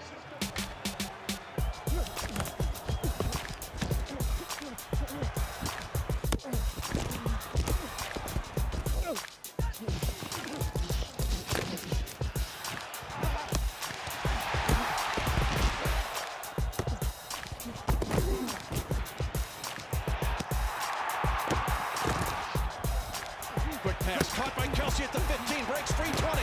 It's a 22-yard pickup by Kelsey. It is rumbles and bumbles. George having a good game today on National Tight Ends Day. Woo! I can clap for that guy right there.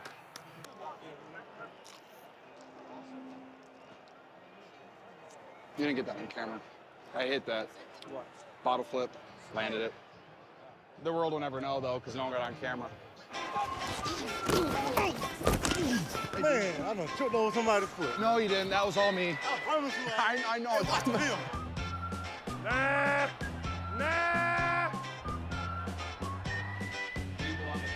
Oh, sorry. Chris, how you doing, dog? What?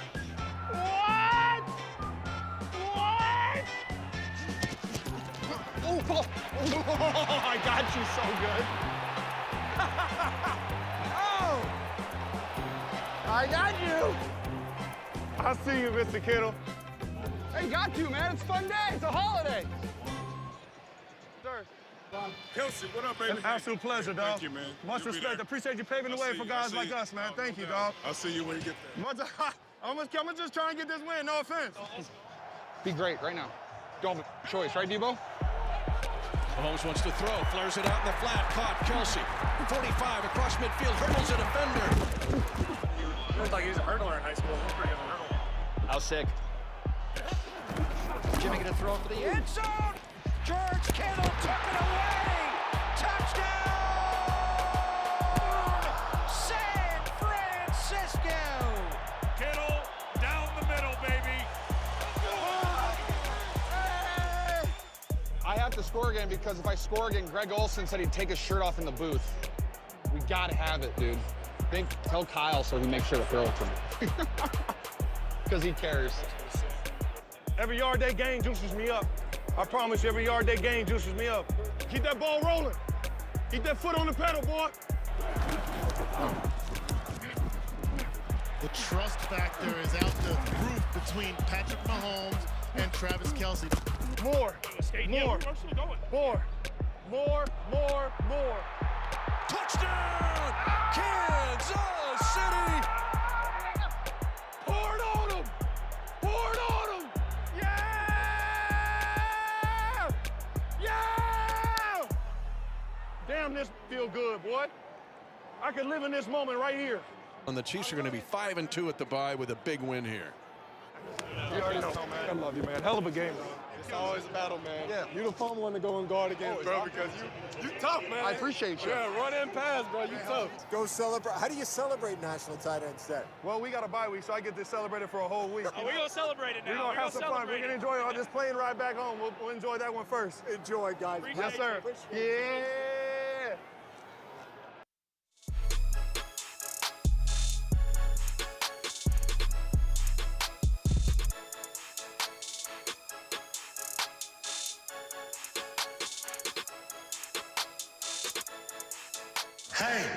One. Let's go.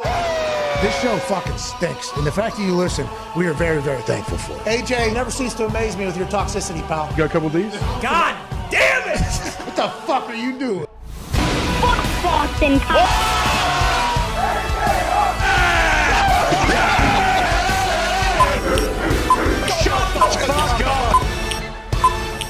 Hello, beautiful people. Welcome back to our humble abode, the Thunderdome, on this Winter Wednesday, April 12th, 2023. Hour 2 of the program starts right now. Much mana! What happened there? What did this guy just What do? happened here? He just said mana, like he didn't want a law of it. He just wanted some. He just said that mana exists. Huh. That's all he did. Is there, quiet defense is dead defense. Talks table at Boston Connor, Ty Schmidt. One half of the Hammer, Dahn Cowboys. You guys got to be a unit. If you're all wrong, you're all right. It's on me. That one's on me. What happened? Just execution? Obviously, it's on me. I was still flustered by the beautiful brooch gift. They are fantastic. He jumped off sides just then, though. I did jump off. Yeah. So did you, Pac-Man. Yeah, Connor, at Boston Connor, one half of the toxic table, is not happy with the man that just gifted us all diamond brooches for Big Frank Nick Moraldo's wedding this weekend. We can't wait to celebrate Nick. We'll be off Friday. Sorry about it. A lot of things happening. It's a wedding. Including a wedding on Saturday that few of us will get a chance to speak at. Most. And a man that will be there is a 14-year NFL corner who joined us on the stage here, Pac-Man Johnson. Hey, boy, Pac. Pac, I think you broke the heart here of a friend of yours at Boston It's Connor. okay. Why you said that? Connor? Well, Pac-Man, we're friends, I thought. I didn't get a brooch. This guy didn't even get a brooch. I gave you $1, Connor. Oh, man, when was that? My name's Connor, not Mitt, so I don't know. Did I not give you $1? No, it's okay. It's okay. Yes. I'm not I like what you did there. I'm not taking anyone's either. Oh, no wait chance. a minute. There it is. Oh. No. Because this is no. What? Because this isn't mine. So This is not a sympathy box. The box was delivered to the wrong It place. was delivered to the wrong place. Yeah, see. I watched it happen. Pac took it back there. Remember, he wasn't here. He took the whole box You back. know what they say about diamonds, though. Huh. Once they land at someone's place, if you take them away, then they become blood diamonds. That's not true. I've never. That's what they say in Massachusetts. Will man. you That's open that damn Massachusetts box, thing. please? I'm not opening it because it's not mine. Don't be. It is yours. How do you think So- Bruce knew it was yours? No, this was done purposely. I left the box back there. Oh, okay. Yeah, good save. He knew he threw a fit. Same way I got the paint on my pants, right? Can't wait to look up the nearest pawn shop from here. No. We'll see. Open the box. Come Connor, on. open the box. I saw what they look like. I saw what they look like. I have not Connor, seen open everybody your else. box. Yeah. Yours might be different, Connor, Nah, they're not. because you're officiating the wedding. Yep. So this one. I don't even have one. I'm not in the wedding. I got all the guys that was in the wedding. Yeah, So, mine You're says- in the wedding? Mine says Pac. This is like when my little brother would throw a fit when he didn't get the present he wanted from Santa at our house, but Boom. it was at my grandparents' house. If he would have just waited an hour. Sure. So, but kind of, like how Tony does different this, though. Kind of different though, because this one just happened to get placed in the wrong room. Yeah. You see, Edgardo here had 4 bags, I believe. 9 bags. We didn't plan it out. If you do recall, Pac-Man said, "Oh, actually, I got something for you guys." Yeah. So in a rush, 9 they tried to bags. pick up 9 bags. Exactly. The whole thing. Look at your box. No way. Could be different. What if it's different? Because I man. know it's not. It Come might on, be. How let's you know? open it. Hey, it's not being picked up from this ground. Ty, will you open this Come up on, for Ty. Connor, please? I'm gonna open it for you. Connor, stop being an ass. Now it becomes ties. You see what I'm saying? No, Ty already got one. Blood diamonds. Go ahead. Ooh. Different. No. Oh, show the room, show the room, show Nice. the camera, show the camera. Flip that up a little bit there so we can see it. Connor is officiating the wedding. Yeah. Nice. It's gonna look good on whoever buys it from that pawn shop. Yeah, you're rude. Joining us now is a man who could afford it, obviously. He's a former number 5 overall pick in the NFL, a college football national champion, a Super Bowl champion, Hell yeah. a Ryder Cup winner, although the team lost in the same exact tournament. He's an absolute stallion of a man. He has 10 kids. He's beat COVID. I guess we all did now at this point. Yep. Congrats to us. Shout out to us. Ladies and gentlemen, A.J. Hawk. AJ, quite a scene over here with a gift being dropped off to the wrong room live in the moment. Now Connor feels a little bit upset. What's your take on it all, AJ? I want to know if Connor's going to wear it on Saturday. That's the key. That's what we need to know. That is the question. Whoever got it will be wearing it.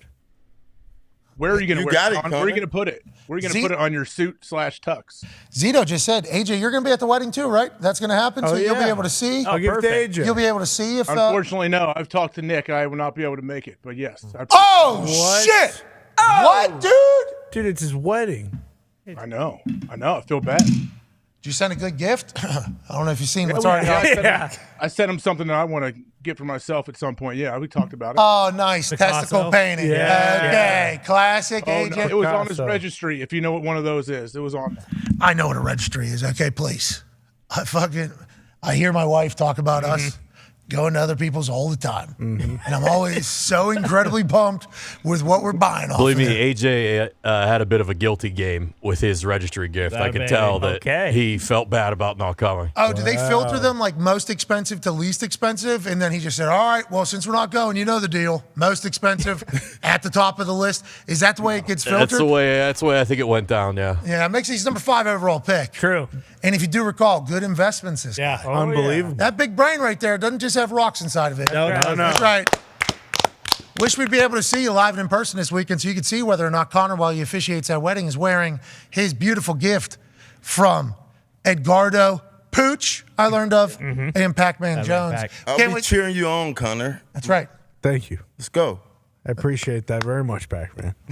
Hey, that's a real deal. He's officiating a fucking wedding. I know. How long is the program going to be, Con? It depends. We'll see. Going to start with a quick 5, hand it off to a couple other people, and then we'll be off and running. Atta baby.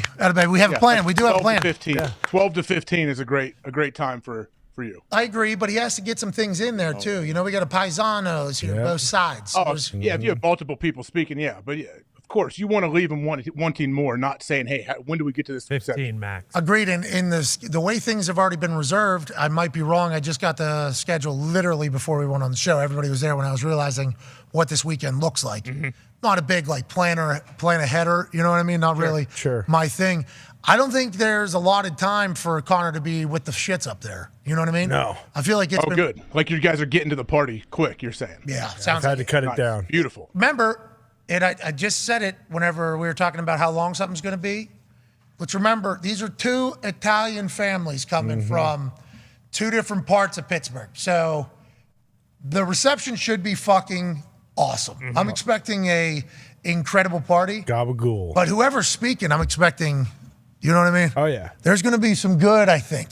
Fireworks. We're getting baptized right back in it this weekend, I think. And I'm very pumped up about it since we've been out here in Indianapolis for too damn long with 0 Italians. Yeah. We're getting right dropped in the middle of it. I'm very pumped. Is Diggs does he have a reading or is he gonna speak at all? That's a great question. We could probably add it to the script, huh? It's in mine. No. Diggs, I haven't told him yet, so I guess now we're telling him, but it is in mine for Tony to say a couple things. What, Colossals 2-17? Let's get it over Nick now. Congrats, Nick. No. You're doing that on a microphone in front of the whole congregation? No, it's not my wedding. No, it's his wedding. You're part of my wedding. This is about Nick. Yes. And his wife. And that's why we need you up there. Why don't you read a blessing, bro? What's your deal? Yeah. I don't think this is a religious wedding. No, he's not reading a blessing. He's just reading the back I feel like I of shouldn't be speaking for Nick right now. Well, we all kind of are. We actually just called it his wedding. Yep. I was going to see where you took this, Tone. I was very interested. I was taking it as quick as possible. Oh, you want to write your own Bible verse? No. You can do that. Well, yeah, because it's, be the... Just give some thoughts. Just give Tone the mic and say, hey, Tone, you have the next 6 to 7 minutes. Just tell us how all you feel need about is tonight's sickness, health, other stuff. Hey, listen, I don't want to bring an umbrella brainstorm. Now's not the time for us to necessarily go through what you're going to say. Just that you're going to say something. I think that's something. Yeah, I didn't have the sickness health thing. I just had him up there reading like the back of a Rudy's iced tea jug. Turner's, yeah. Turner, sure. Yeah, from Rudy Subs. From Rudy Subs, Which yeah. I can't wait to dive back into Pittsburgh foods and delightful nostalgia treats. Oh, my God. I guess Iron City beer combined with Turner's tea. What? Now there's a malt liquor of Pittsburgh, I think. Yes, IC tea. What a weekend it's going to be. Also didn't know that. That's why we need Pat's Tony going to to be talk. there. AJ, you can't wait for you to enjoy. Yeah, it's going to be great. Rupper. Roop's coming? Roops. Oh, yes. Roops is going to be there. That's going to be a fun reception. Dude, I think we're going to be in a pretty good spot. Yeah. Seven will be there. Ben Roethlisberger? Seven's coming. Sweet. Seven and Spence. Seven's best friend is also he has coming. To speak too. Double M. Dude, I think, I don't know how this is going to go. Almost too good of a time on the horizon. Yeah. Jacked up. All right, let's prepare accordingly. Yeah. We going to that casino or what? You know the deal. Yeah. Definitely. It's the only way to have a good weekend. Let's start carb loading and hydrating. Right now. Yeah. Bingo. Get some IVs. Yeah, I might get an IV tomorrow night. Oh, maybe I'll gift. Hey, that'll be a gift that I'll give. IVs. What day? Saturday, I guess. Probably Saturday, yeah, around like 10 a.m. Saturday. There you go. Have booze. Drew, you have your IV stuck in your left arm and have your drink in your right. There you go. Hey, kind of go easy come, easy go right here. All right, you know what I mean? Is that what you're saying? I guess, yeah. If it's wedding day, of course. What are you doing Friday night? Is that going to be the casino night? I guess so. Yeah, Friday day, actually. I'm going there around 10 a.m. Probably won't leave till midnight. You're parking it? Mm-hmm. Nice. You a casino guy? No. Don't like casinos? Yeah, I do, but not going to a casino in Pittsburgh. Not going to happen. Why? Too much shit talk for old? Yeah. Too many Pittsburghers? Just I'll be at kinda... the wedding. I'll be at the wedding. Smart. This is smart. Look at this. Yeah. Yeah. This is right. This is growth. The amount of Steelers jerseys that just roam through that casino. Oh, boy. And when they're not just like people that just, oh, this was gifted to me. No. These are people that are diehard Steeler fans in the casino. I think that is one of the most Yinzer places you can go is the casino. Now, I very rarely see anybody smiling on the way out. You're going to lose your money at that casino. I think that is kind of a part of it. Yep. But the amount of chirping that would probably come from you to somebody, and then the way that would go. Yep. This is smart. Look at us. Way to go, Pack. Yeah. You should be pretty proud. No. You should be proud of this, though. Smart growth. I know if I go to the casino, somebody's going to say something. 100%. 100%. And then you're going to miss the wedding, and the wedding's going to I'm not going to miss the wedding because I'm not going to the motherfucker. That's what I'm saying. No, this is smart. This is smart. I'm incredibly Boy, proud.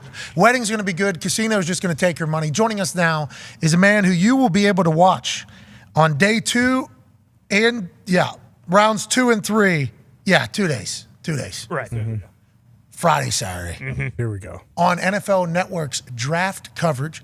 He's an absolute dog, seemingly knows everybody around the NFL. He has recently returned from a little paternity stint away from Good Morning Football, obviously the Emmy-winning morning show on NFL Network. We haven't chatted with him in a long time. Can't wait to catch up. Ladies and gentlemen, friend of Andy Rudd, Paul Rudd. Pete Traeger.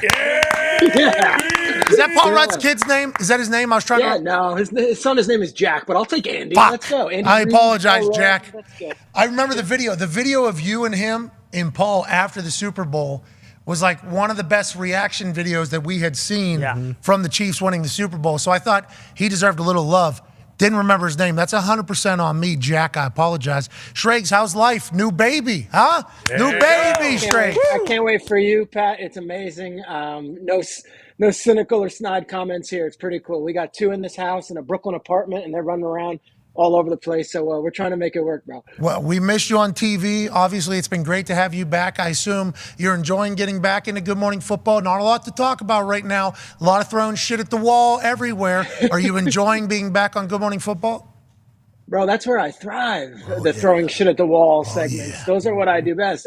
This is my favorite time of the year. You know, people love Super Bowl. They love talking about the schedule release. I'm all about the draft. And right now, you know, I talk to all the GMs and coaches as much as I can. I'm trying to sift through what's real and what's not.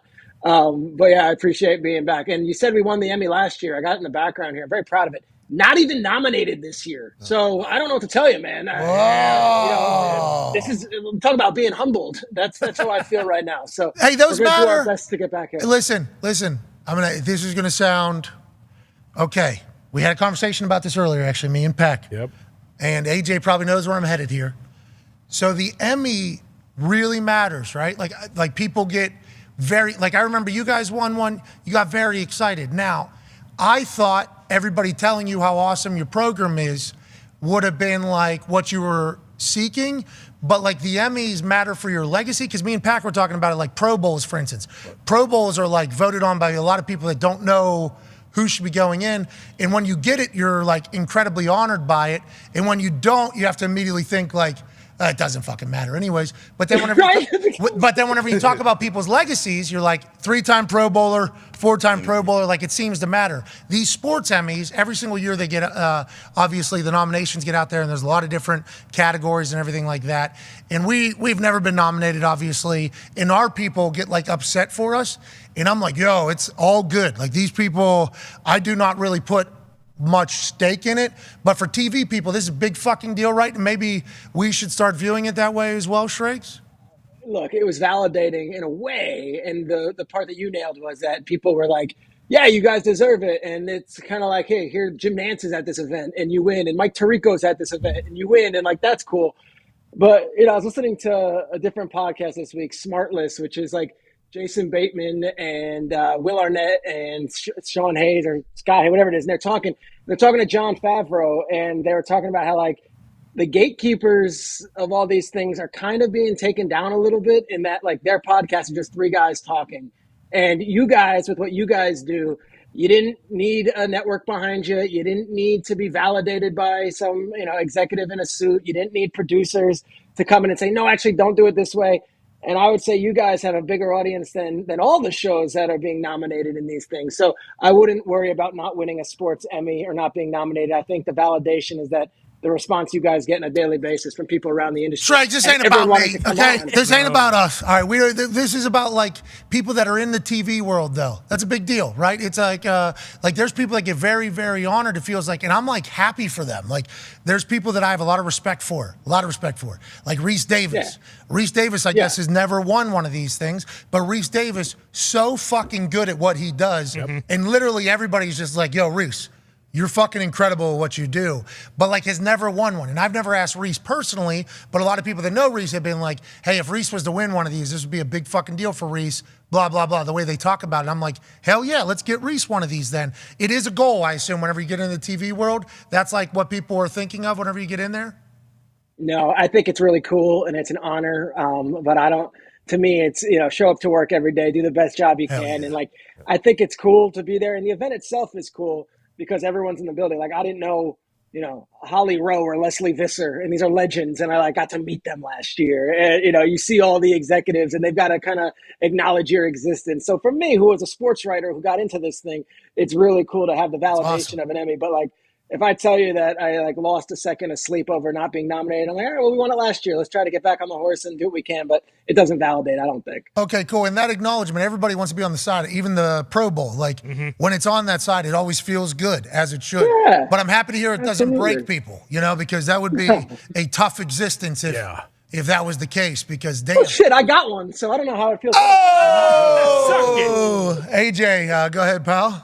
Shriggs, I was going to pivot to the draft. Let's say the top 15 picks. Is there anything you think is going to happen that maybe we're not giving much attention to right now? We're not talking about like someone sliding, maybe someone jumping up, teams doing something we don't know may happen. I think 2 and 3 are interesting now. I think everyone thought it was going to be chalk quarterback, and Adam Schefter had a report this morning that I've been hearing as well, that Houston is not a lock to go quarterback number 2. And you might say, oh, that's BS. That's what they're just putting out there. They want to see, and I shake everything up. Last year, up until about 48 hours before the draft, it was like Houston's going to go Sauce Gardner 3, or Houston's going to do this at 3. And they took Derek Stingley, a corner, before Sauce Gardner, the corner. And Stingley's been fine, and he's going to have a great career. But I don't think Nick Caserio, who comes from that New England Patriots background, is worried about mock drafts, and with his guaranteed contract is worried about what the public reaction might be. So if they don't fall in love with both quarterbacks, I could see Houston being a spot where a team wants to trade up, can trade up, or they just go a different direction. I think the Cardinals, plenty of reports saying that teams have been calling. I think they would love to trade back and collect more picks. Their roster is in desperate need of multiple players, not just the 3rd overall player. So to me, I think there could be a huge shakeup right at the top at 2 and 3, and I think that's where this thing starts. Okay, so with all the conversations you've been having with GMs, and obviously we've seen you with damn near everybody, Combine Week, you were obviously at St. Elmo's with Andy Reid. Yep. We had boots on the ground in a couple different restaurants, saw you potentially speaking to Sean Payton, everybody else in there. You know everybody pretty much, it feels like. We're all kind of saying, okay, Bryce Young's going 1 to Carolina. C.J. Stroud's going to go 2 to Houston. Now, that's been changed, but maybe somebody will trade up in there to get C.J. Stroud. And then, at 3, 4, 5, Hendon Hooker's coming in. We don't really see anybody? Is that the tiers that GMs have as well? Like, is Bryce Young, C.J. Stroud, or do you get the sense that a lot of GMs feel that all of them are NFL quarterbacks, and there might be more movement in the top 10 than we could imagine? I think there's a clear 1 and 2, and it depends how you stack them. I know some teams have Stroud above Young, and others have Young above Stroud. And then there's a little bit of a gap as far as the certainty goes, and then you've got that Richardson-Levis as that next group, and then Hooker is probably that next group after that. So you've got those 5 names that you're hearing the most about. It's an interesting draft because everyone knows about Will Anderson, but there's going to be other guys. I think Wilson out of Texas Tech is going to jump up in this thing. I think Nolan Smith, the pass rusher out of Georgia, is not getting any love right now. 4.4, and that's a guy 4.38. Yeah, and guess what? I'm told this guy might go as high as top 8, and I haven't seen him in any of the He's mock an drafts engineer. going He's a high. mathematician. He's a mathematician. Smart dude. It was on a defense with a lot of talented guys who went early last year. Hurt. So there's those names, and then there's like guys that just teams fall in love with. I've got a team who told me, like, look, this Emmanuel Forbes, who I'm sure Pat can talk about, is a cornerback who is 160 pounds. But he is 160 pounds of pure dog. And he has pick sixes all over the place. And, like, that's not a name that you're hearing as far as, like, top 15. But if a team falls in love with that, they will take him top 15. It's one of those drafts where you could pick what you want, and there's not a chalk pick after the first couple. And I think it's going to be interesting because the wide receiver group isn't what it's been, and the offensive line isn't what it's been. So it's one of those deals. Pick the player that you like, and I think that's kind of a mess for some of these mock draft guys. Yeah, I'd assume the mock draft people aren't exactly thrilled, and they've been making big changes every single week. We'll see Mitt's new one. He came in dead last last year when ranked all the mock draft people. You came in first, actually. That's right. Yep. So the thing that you put out that one mock draft, I do believe, a year maybe. I don't know what your normal plan is. You had I'm the gonna best do one. 2.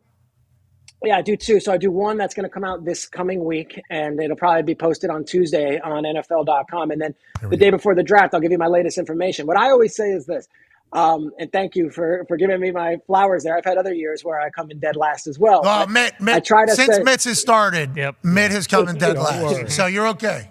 Not that Mitt's in. Here's how I look at it, though. Like, I really respect the hell out of Mel Kiper. I think he's one of the best. And obviously, Daniel Jeremiah on NFL Network and Todd McShay, those guys do great work. And Lewis Riddick, all of them. And they're worth reading, all that stuff. I don't have a scouting background. I don't fancy myself a scout. As I always say, and I humbly say it, I don't know shit about like the way that this guy fits in that scheme and this guy would fit in that scheme. What I do know is that I can tell you the boards on some of these teams and where they're leaning. And so I try to be most accurate on what I think is going to happen, not what I would do if I'm the scout, not if I was a GM, because I'll never be a GM. But I can do the best job I can as a reporter to tell you where this team is leaning and how I'm hearing things around the league. Yeah, I think that's the smartest way to do it. And obviously you had success for us. I mean, you helped us out immensely every single draft season. But that's like people that are trying to be other scouts and other GMs, they're not that person. If they were that person, they would be the GM. You know, that person probably thinks a little differently. You're trying to think how that person might think. And that's a tough thing to do. Hearing what they're saying about the people is the best information you could have. Yeah. And you have it all the time. So it's fucking beautiful. You need to know that. Honestly, and this is your season. They throw me for a loop and they purposely throw me one that's wrong, and you got to try to track that down and see, are they just trying to throw the scent off? But that's part of the game. I enjoy it. Connor has a question for you, Shregs. Yeah, Shregs, there's been a lot of conversation about the 49ers QB situation. We obviously all saw the Trey Lance photo of him, Mahomes, and Dante Moore working out. What are you hearing around them? Is there any chance they go after a Lamar or a Rodgers if something were to fall through, or are they definitely just going to roll with Purdy once he gets back and healthy? I think they're going to roll with Purdy, Lance, and Darnold and see the best man wins. The problem with the Niners situation is that the draft picks aren't there right now for them to trade and get a Rodgers or a Lamar and make that deal. Kyle Shanahan has a way with making it work with whatever quarterback he has, but we still haven't had the opportunity to see him with one of these absolute studs. You go through his history, whether he got the best out of Matt Schaub or he got the best out of Robert Griffin or he got the best out of Kirk Cousins and Matt Ryan, and the list goes on. But I don't think Lamar or Aaron Rodgers are destined for San Francisco. They got a situation over there, at that quarterback position, because I seen Trey Lance, his whole body, spinning it, throwing great balls with a hat on. with a hat. Nice ball cap. I know. And then there was another photo that got out there, and all anybody wanted to talk about was other things. But I seen him throwing an absolute dime with Patrick Mahomes. Dart. He could be a guy. We have no clue. Brock Purdy, 3 months. We've said they'll find out more about his whole recovery from Tommy John, supportive, not full Tommy John that he got. And then they also brought in Sam Darnold, who a lot of people say, like, Sam Darnold could be perfect for that offense with how he played at the end of the year last year. Excited to see how they make it work, who they make it work with. Pac-Man has a question for you, Shrakes. Trish, you just said that the one team just had to fall in love. The board have switched a little bit. To me, before this, Jalen Carter was the best player. Now we're talking about the two quarterbacks. Is there any way you think that Jalen Carter slips to number 3 spot to Houston? Yeah, I think Carter can go anywhere from 2 to Houston to 3 to Arizona to somewhere in the top 10 or falling out. Now the thing with Carter, which is interesting, is that he's not taking those visits, and that was well reported that he's not taking visits teams outside the top 10. You guys had Drew Rosenhaus on yourselves. You talked to him about it, and it's what everyone else was saying. Drew is too good of an agent and has been around too many players to be arrogant enough to say, I just think he's going to be a top 10 pick. Drew must have had someone say he's going to be in the top 10 and don't worry about it. Don't make this young man go and relive that moment or relive all, the things that are being said about it. You think I've never done a draft before? That's what he actually said. That's a great take. Great take. I watched it because I was curious. And he's right, though. That's a risky move if it's a guy who isn't going to go in the top 10, but he must have a great assurance that, don't worry, your dude is one of the top 2, if not the best defender in this draft, and we're going to take him, and we're going to trust that our system and our building is going to get the most out of him. That was amazing to hear Drew say that. I was offended. I was offended by these people who think I've never. Just last draft, guy traded up to 11 to get one of my clients. You don't think I've done a draft before? It was like, damn, we were actually the ones saying, hey, what's he doing? What's he doing? Drew, we apologize for kind of forgetting your resume, pal. Ty has a question for you. Shrakes, obviously everyone knows your relationship with McVay. This past offseason, there was the whole will he, won't he retire, maybe like Amazon, and then he, gave a lot of his assistant coaches the opportunity to potentially interview somewhere else. Given everything that's going on in LA they're practically, hitting the restart or the rebuild. How close do you think McVay was to actually potentially retiring, walking away, or like going to Amazon? I think I don't know about the Amazon role even being available, so I wouldn't say the Amazon thing, but I think he thought long and hard, and I think that I thought, based on conversations with him, and we were talking daily, that he was going to take a couple of weeks, maybe a month, to figure out what he was going to do, and the Rams were giving him that space, and they said, if you need a year off to clear your head and come back, that's fine. Like, the Rams were awesome about it. He took Did he about go 3 into a days. black hole? Did he go up to Oregon? He didn't. Okay. He didn't do that. But honestly, he did. He was calling everybody, and he was trying to get everyone's thoughts. And at the end of the day, like, I don't think he was going to do that to Matthew Stafford. I don't think he was going to do that to Cooper Kupp. And he didn't need the full year away. And no one was pushing him to do that, but he was considering it. I will tell you this, and I see you guys playing the pickleball all the time, and I'm jealous as hell. I wish I could just hang with that crew and just get in a workout every once in a while. But come on, he and Stafford are playing tennis often. Like, these guys are, and the word is that Stafford and Kupp are both healthy right now. They didn't participate in any offseason stuff last year.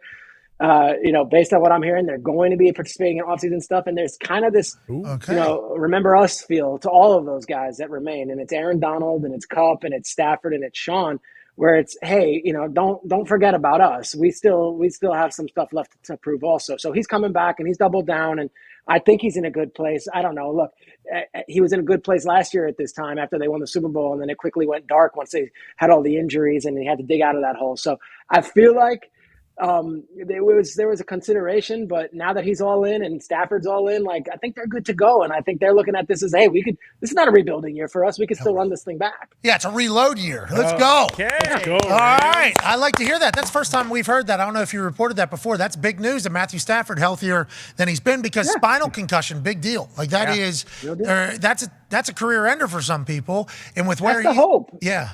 Go ahead.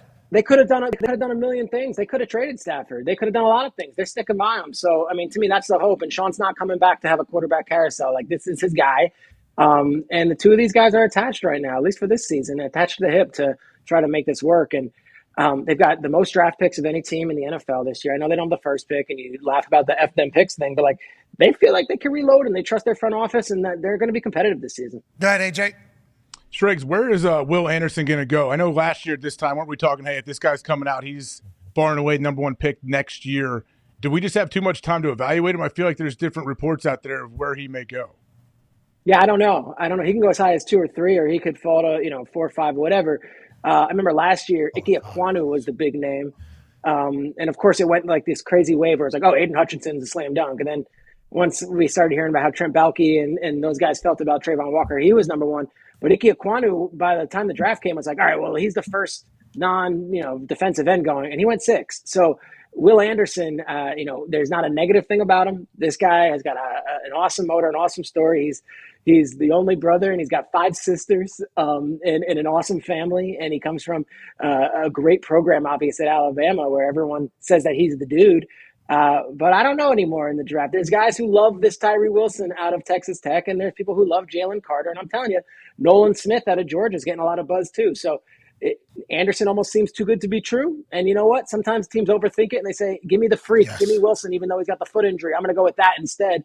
And that might be the case come draft day. Paralysis by over-analysis happens. You can talk yourself out of some great things if you just keep thinking about it. No. All right, let's start picking it apart. We feel too good about it. Yeah. Well, how many people are getting paid in here? 30 people are getting paid in here. Okay, well, I want to hear everybody's reasoning for why this is a bad idea now, because leadership, I'm supposed to hear bad ideas as well. And then somebody says, oh, it's right. And then you talk yourself out of something, and then there's another potential dreamer that you could get there. I think it happens in all buildings. It's nice to hear that you think that happens in the NFL. All genres of business. Like that happens. Yeah. I think it happens in media. It happens in finance, happens in everything where you start overthinking the obvious thing. Now, whether or not you think Will Anderson is the obvious thing is the question. This Wilson came to the combine and stretched his arms out, and it was 86-inch wingspan. And a team sees that and says, well, hell, I don't know what he did at the combine, and he didn't do much at the pro day because of the foot injury. But gosh, I know what a defensive end at 6'6" and has an 86-inch wingspan can do. I'll take that sometimes over the more sure thing in the college game. All you need is one. All you need is one team interested. We've seen that. I think this draft should be spectacular. It'd be awesome. April 27th will be live, obviously. Schrags will be live on NFL Network Friday and Saturday of that weekend. It is a fantastic thing for the NFL. You're watching a lot of dreams come true. Whenever he said Will could drop to 4 or 5 overall, I was like, yeah, I remember them talking about that. And then I got picked 222. I'm like, yeah. I remember Johnny Manziel waiting around there, full 30 picks. That's right. That was crazy. And AJ had to wait until 5. He was supposed to go 2. Yeah. That was an excruciating. What a nightmare. That was an excruciating hour and a half. Yeah. Long time. I mean, oh my God. Jeez. I was staring down. I think I had AJ going back going to 2 school. in my mock draft. Did you to the Saints? I think I had AJ going 2. Yeah, to the Saints. I thought that was the Matt Leinart, Reggie Bush, Jay Cutler draft, and I think I had AJ going 2 to the Saints. And I believe I had Reggie Bush going 1 to the Texans. So I was off on that draft. And the reason why you had that is because Sean Payton had that. Mm-hmm. That was how he was thinking. Then when Reggie Bush was available, Sean Payton goes, oh, sorry, AJ. I mean, fucking Reggie Bush. Reggie. Got to do what we got to do. And AJ had to wait. Oh, my God. Man, 3 more picks. It's terrible. Yuck. Man, way to go, AJ. Way to battle through that. Congrats, Hawk. Adversity. Tone Diggs has a question for you, Shrek. To the paralysis by analysis point and over analyzing, it felt like everyone was gushing over all of the quarterbacks after the combine and after some pro days. But I remember last year, like Malik Willis was basically a guaranteed number 1 after his pro day, and he fell, and Ritter was going to go 32 to the Lions, and he fell. Is there a chance that after Stroud and Bryce Young go, that Anthony Richardson and Will Levis do go outside of the top 10? Do you think they're a top 10, or is there a chance they could fall into the 20s? Are you hearing anything that as the guys get back to tape and looking at that? It's a cautionary tale. It's a great question. Last year, Malik Willis, and I hadn't heard it from many teams, but you would see these mock drafts, and it's like Malik Willis is going to go 3 to Detroit. And well, okay, and people get excited about the quarterback. And I work on a daily football show that's 3 hours, and you guys work on a daily show. People would rather talk about the quarterbacks than the offensive guard. It's just what it is. And if you don't have a quarterback in your building, there's this pressure to go and maybe take a swing and get one. What's interesting this year is that there's 2 teams, and they're sitting at 5 and 6. 5 being the Seahawks, who already have a quarterback on a 1-year, essentially $27 million deal in Geno Smith that went to the playoffs last year, and a team at 6 with the Detroit Lions, who have Jared Goff with 2 more years remaining, who were just 1 game shy of the playoffs, who have multiple picks. So you start wondering, is that the spot for these guys? But if 5 and 6 go and those quarterbacks aren't taken, and you look around the league and It seems like Atlanta and Arthur Smith, who you guys, have had on, I believe, they seem happy with Ritter, and then you start going team by team by team, and it could be an opposite of what we thought to the pro day, where Richardson throws a football and it hits the ceiling, and everyone's like, "Oh, he's going 3 overall to the Cardinals." Well, no, slow down. That's not how this works. Sometimes the news cycle is a little ahead of what these teams are thinking, and we get caught up on it because it's exciting and it's fun, but it might not necessarily be the case. I don't do that. Not us. We don't do that. We would never. Never. I know you guys don't do that at Good Morning Football either, right? We do it more than anyone. We do it more than anyone. Oh, yeah. You guys actually have them on for like 2-hour segments after they do it. Oh, my gosh. We bring them on. We tell them they're going to be the next Joe Montana. We do it all. Hey, you wrestled an alligator 2 weeks ago. You're going to be the number 1 tackle taken this year, even though I know you guys want to come do 3 hours on our show the next 2 days. They're great TV, though. Normally great TV. Yeah. Great TV. It's fun because we have all these prospects on, so you get to know them a little bit. But you finish the segment, you're like, I really like that guy. And then you get on the guy who's his peer at the same position, and you come off and you're like, I really like that guy. All these guys are great. So I agree. It's easy to fall in love with them. It's just you got to be able to discern at some point, this guy actually isn't going to go to this team. This guy might drop a little bit. Yeah, this guy actually 5th rounder, 6th rounder. Still good, though. Still got drafted to the NFL. That's right. Congratulations. But not everybody's going to be a top 5 pick. You know why? Why's that? Because there's only 5 of them. That's true. So that's a tough thing. That's a tough thing to kind of be outside of there. Pac-Man was what, 6? 6. Pac-Man, you were at 6? 6 was close. Almost there. Almost at 5. But awesome. Not player. Athletic enough. Awesome player. Yes, close. I remember interviewing Pac-Man after it was Ravens Bengals, and it was when AJ Green and Steve Smith were going back and forth in an awesome shootout.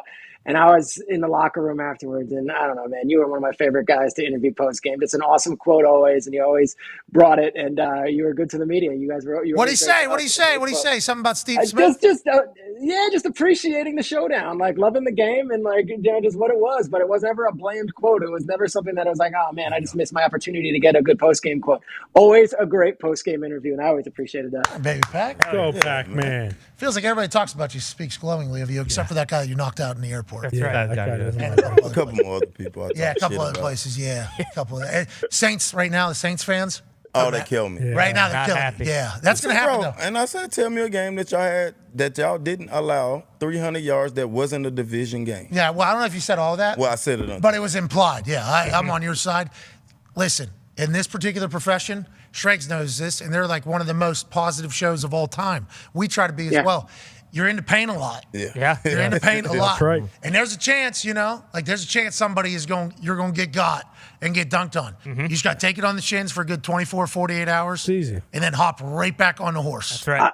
I love one of my favorite highlights is Sean Kemp dunking on Chris Gatling, and it's a famous clip. And Chris Gatling gets up and just slaps Sean Kemp's live, and he's like, "Bro, you got me." That's what it is. That happens. I'm going to get mocked and ridiculed for a while about this. But had to happen. Whatever. Could have got a block there. Exactly. Could have got a good block there.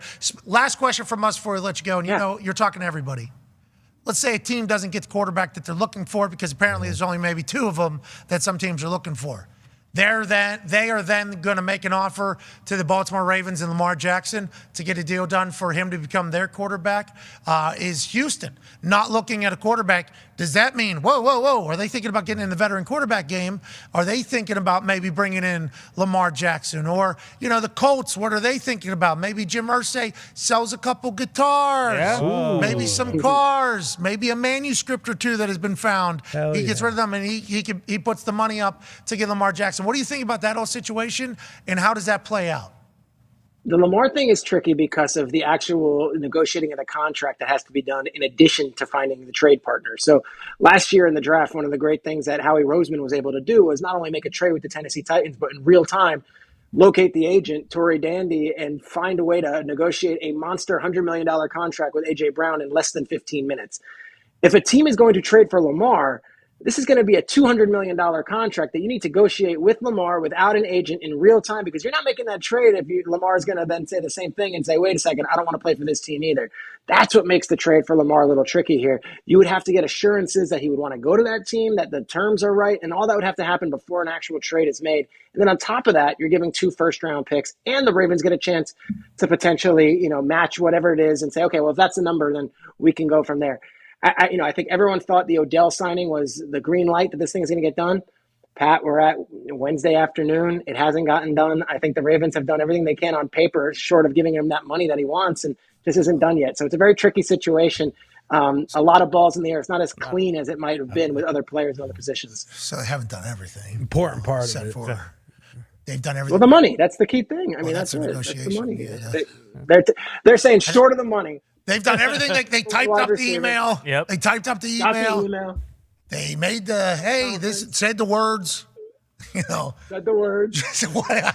That's a funny way to word that. That was awesome. Treggs, I love you, man. We can't thank you enough for joining us again, and we're excited to follow along during draft season as you relay the messages that you're getting from around the NFL. You were the best mock draft in the entire mock draft sphere last year. Hell yeah. And we thank you for it. I appreciate having me back on, guys. You know, I love your crew and I love the gang. And yeah, let's go. I'll keep on watching. And Pat, congrats on all your success in the personal life stuff too. That's amazing. You're gonna love it. Baby coming soon, huh, Shregs? That's amazing. It's truly a gift, dude. It's a blessing. Be happy. I am. I'm very excited and pumped. I had a chance to hold a baby this past weekend at Easter. Nice. Okay, so I think I look natural. I think like naturally did it because good form. Just because we're speaking of baby around my house, like my algorithm has put some baby stuff. Yep. My algorithm knows I'm having a baby too. Yes. Of course. Knows that we're having a baby. So there's been baby stuff that has shown up in my timeline where I've gotten to see like technique. I'm a big I need to see it done. And then once I see it done, I can normally mimic the movement to get it done. So I've been able to see some film. What you can't see on film though, and you can't tell how fast teams are, on film, and you can't feel how physical they are on film. I couldn't see on film on my timeline from the algorithm, like, hey, little bit of, shoulder got a little tired, a little sore. Arm got a little tired, a little bit sore. And I'm like, that was like a real soreness. I'm like, am I going to be able to cut it? That would be an embarrassment. I can't, So I've hit the you should see, I've been cradling a goddamn. 40. Salt. Yeah, I mean, 45 what are those things called? Kettlebell? Kettlebell. I've been cradling a kettlebell here to try to wake up these ones and these ones here because that's what I felt like 30 minutes into holding the baby this past weekend. I'm like, oh no, I might cut out for this. That would be an embarrassment. And they say women just pick it up no problem. They just have like superhuman strength. Yep. I'm like, what? No, and they're superheroes. Yeah, agreed. They're a different breed. They're a different breed than us, man. They're gonna be. My wife is completely natural in this thing. Can just do it all and everything. And like the baby's crying, and I freak out. I'm like, should we go to the hospital? And she's like, no, it's good. She's allowed to cry. It's okay. I'm like, all right, okay. Hey, you're a legend. We appreciate you, ladies and gentlemen. Appreciate you, dude. Hey, you're back on Good Morning Football. Back. I'm going to take a couple of weeks here and there, but yes, we're back. Okay. We're in. We're back. Hey, take a day. Take a day. You deserve it. Ladies and gentlemen, father, brand new again as of late, Emmy winner and draft expert, Pete Schrager. Thank you. Awesome. He's great. Boy, oh boy. What's your problem? Hey, I always love when Schrags is on. He's really good. Nah, they're towards the end. There's something else. There's something else. You were real close. You were laughing. When you laugh, it makes me laugh sometimes. Natural. He was saying so much good stuff, too, because women are superheroes in this entire operation. Yeah. What I've learned from watching my wife go through this pregnancy is stuff that I wish they could somehow teach, like kids, so that we could all get along a lot quicker and more efficient and easier, Just like what she and her body have been going through is absolutely insane. Happy that I was not born with the duty to do that or the capability to do that. But that has certainly been a topic of conversation in a lot of places, which is why you, tried to make it a talk conversation. Yeah. Why do you think you saw the way you looked at me? You looked at me that way, and you know it. You know better than that. All right, let's get to a break because we have overrun a guest. A lot of people want to come on the program these days. It's been nice. It's very, very nice. I bitched publicly about booking this show numerous times. It's like a bird call. Like, will somebody, this is a professional. Somebody fucking do this. Will somebody help us? Need a pro. And we didn't get any of those people. No. Tried. But we have gotten a lot more people that are like, hey, would love to come on the show. Just let me know. Thank you for taking this awkward step that you normally have to take out of it. Jet Passon's been one of those guys. Let's go. Gas up the jet, baby. Jet's like, hey, love coming on, man. Enjoy talking to you guys. It's like, hey, we fucking love having you on. You're the best. I feel like I built our friendship, our relationship. So now I'll send a text. Hey, Jet, any way we want to hit the runway tomorrow? Yeah. And he sends me back the GIF. Loading up the jet fuel. It's like. Hell yeah. Missiles locked. My man. Still booking, but it's much easier and less awkward. Right. Life much better. Mm-hmm. Does that change anything for the future? Great question. Up to something. Season's cooking. Hell yeah. All right. Be a friend, tell a friend. Jet Passing's on the other side. We're going to talk about baseball. Hell yeah. Normally that'd be incredibly boring, but the way Jet Passing talks about it, pretty good. Yeah. Plus, after yesterday, no hitter in a cycle. We're a baseball program. Exactly. We're getting into it more. We're a baseball program. One day at a time. Got a fucking bat right here. That's right. What's that? I don't know. A ball? Bang, it's gone. That hit the hole. I'm fucking on first base right now. That's right. Sorry about it. Thought I was going to hit that. Jabba. Oh. Jabba's right. I mean, That would have been amazing. No, this is why we ask, like, is it easy to slap the ball the I other was way? going to say you're a 'Cause, natural pull hitter. yeah, you know how to. cutting promo, throwing ball, hitting it, missing Jabba. Mm-hmm. But if Jabba's right here, I fucking push it. Push it the other, exactly. Old studio, though, did take a bat off a TV. It did. TV stayed alive. That wasn't. These things are right in the strike zone here. Yeah. But not anymore because we're a baseball program. That's right. All right, be a friend, tell a friend. Passing's on the other side. Also, we'll do some phone calls on the 5 Energy phone line. 1-833-432-3663 or 1-833-4-DINO. AJ, do you not know what it is? Have you not learned? Oh, no, I know. I don't want to step on you guys. It's not. It's a group. Yeah, we're all stepping on each other. Here we go. Choreography. What's your deal? You don't have to be a dickhead about it. It's a slight delay if I do try to jump in on that. All right, team on three. Okay, listen, we all need to start buying in a little bit more. Okay. AJ, hands in. What are you at the outside of the? Jeez, Louise. We all need to buy in a little bit more to these group things. Yeah. There's people at home that are saying the things that we're talking about. Right. Oh, don't do They're that. watching their screens. Watch your finger. Jeez, and the way you're doing that. Don't do that. A little too prideful. Hand closed. A little bit too AJ. prideful. Hand closed. Let's go. All right, that's what we're saying, though. Let's go. Let's buy in. Okay, hour three's on the other side with Jet Passing. Team on three, team on me. 1, 2, 3. Team. Take 5.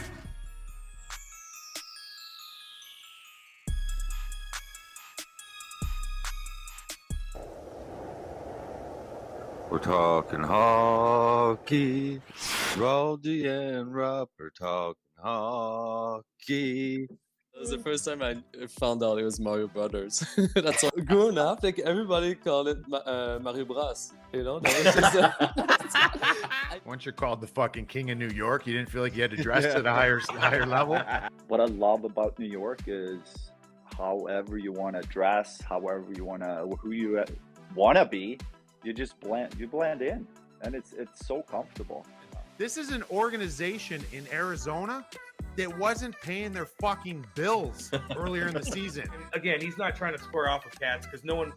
Someone didn't pay the electric bill around here. Fucking bum. Where are you at? Away from the dungeon? What is that? You got the bricks in the back. The fuck's going on? Is this a fucking Saw? Is this a Saw movie, dude? Yeah. Where's fucking Jigsaw? Do you want to play a game?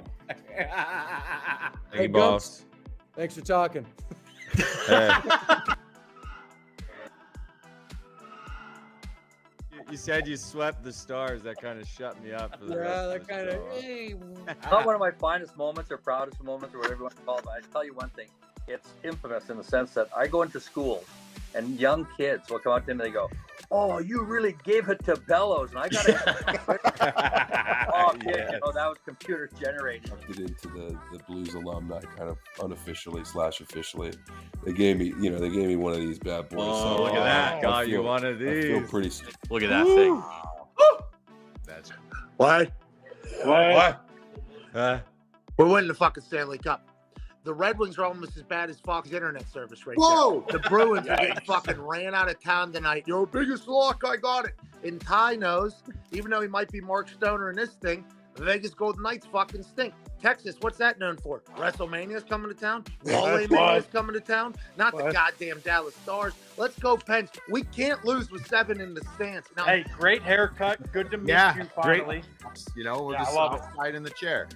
I love it. Yeah, no, buddy. It's as simple as this, okay? You gotta have fuck you in the game. Oh, yeah. And if you don't, you're missing something. I said, "Sir, if I could just speak up on his behalf, this is like the second greatest player ever."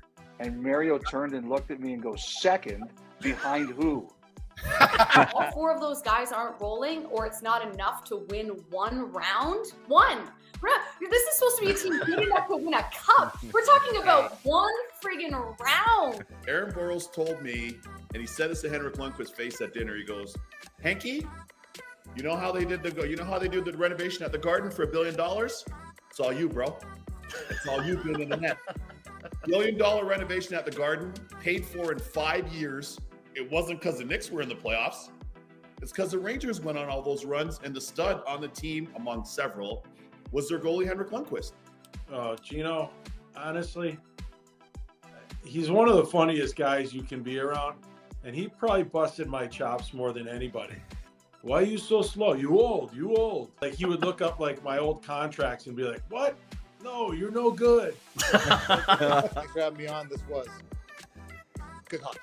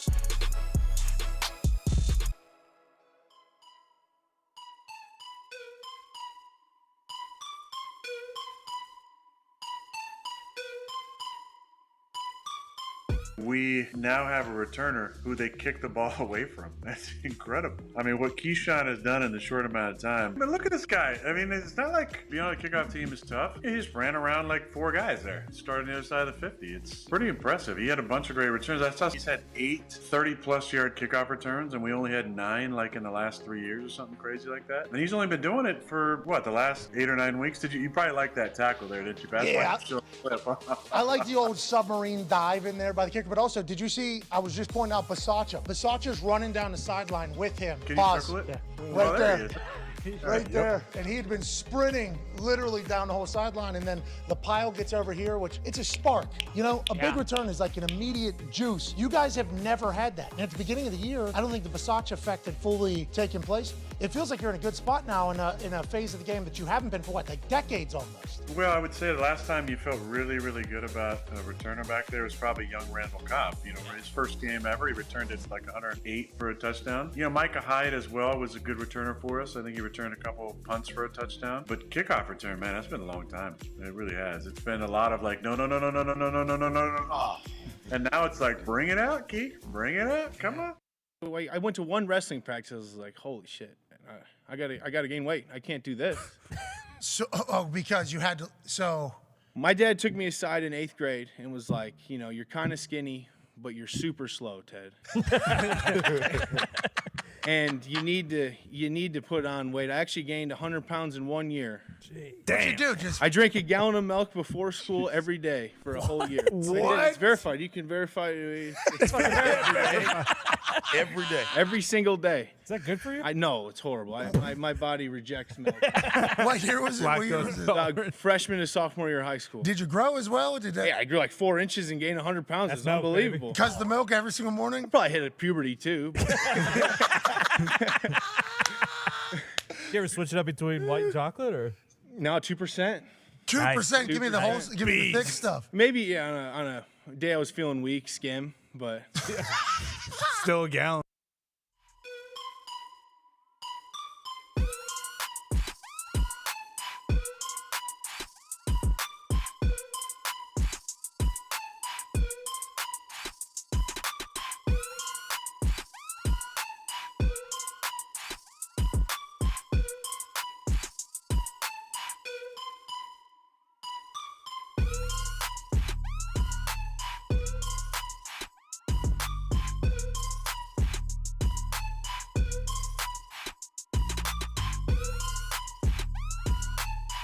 Hey, Why? let's go. This show fucking stinks, and the fact that you listen, we are very, very thankful for it. AJ, you never cease to amaze me with your toxicity, pal. You got a couple of these? God damn it! What the fuck are you doing? Fuck Boston.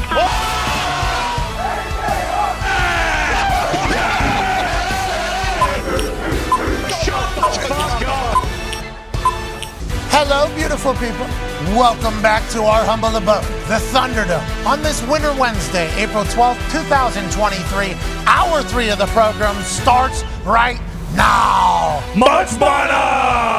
Had a baby tone Diggs. Much money to you. One half of the Hammer. Dahn Cowboys. Much money to the Toxic Table at Boston Connor and at Ty Schmidt. Much money to 14-year NFL corner and icon Pac-Man Jones. Much money to the man on my left, the all-time leading tackler for the Green Bay Packers, Super Bowl champion, AJ Hawk. And joining us now is not only a senior insider, but also the voice of an entire sport for most of a generation.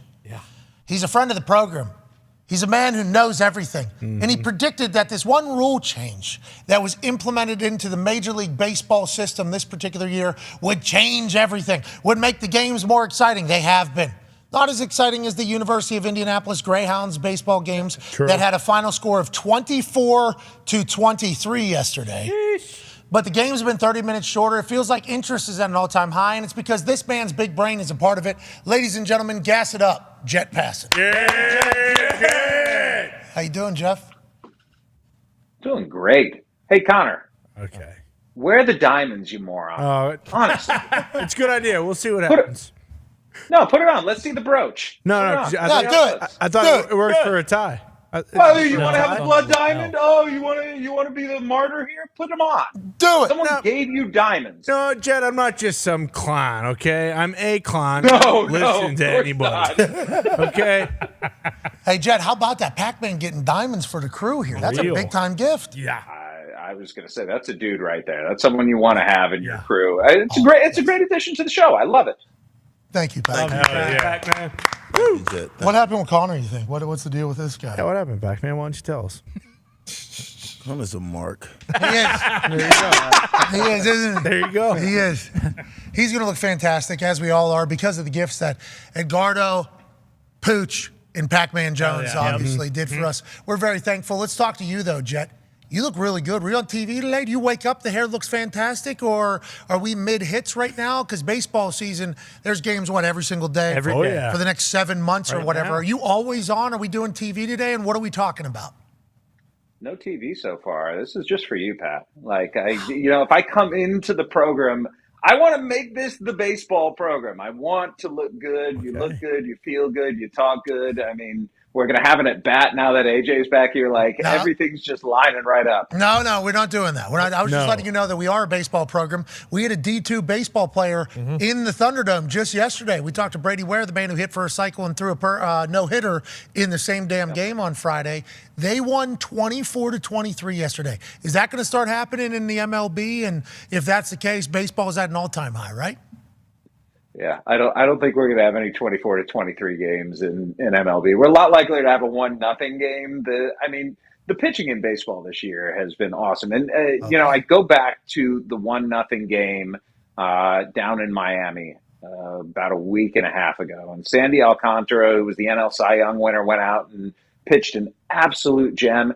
The game was over in an hour and 57 minutes, Pat. The idea that a baseball game can be played in an hour and 57 minutes, for all of the people who watch this show and who might just be casual baseball fans and who won't get on board with the game because they feel like it's going to be a 3.5-hour commitment every night. That's a lot to do.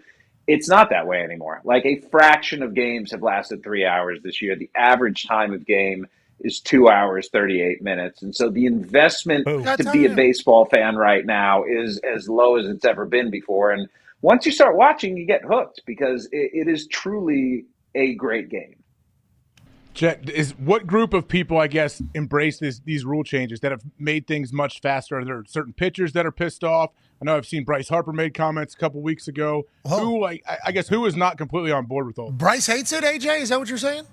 I don't know. I thought I saw something. Juan Soto. Yeah, no, he's not wrong. Bryce isn't a fan. Juan Soto's not a fan. You know who doesn't like it? It's control freaks. And I say that in a complimentary fashion. Oh, of Because course. the way that Bryce Harper and Juan Soto controlled their at bats, the way that they were able to dictate the pace standing in the batter's box was something that really played in their favor, and they used it to their advantage.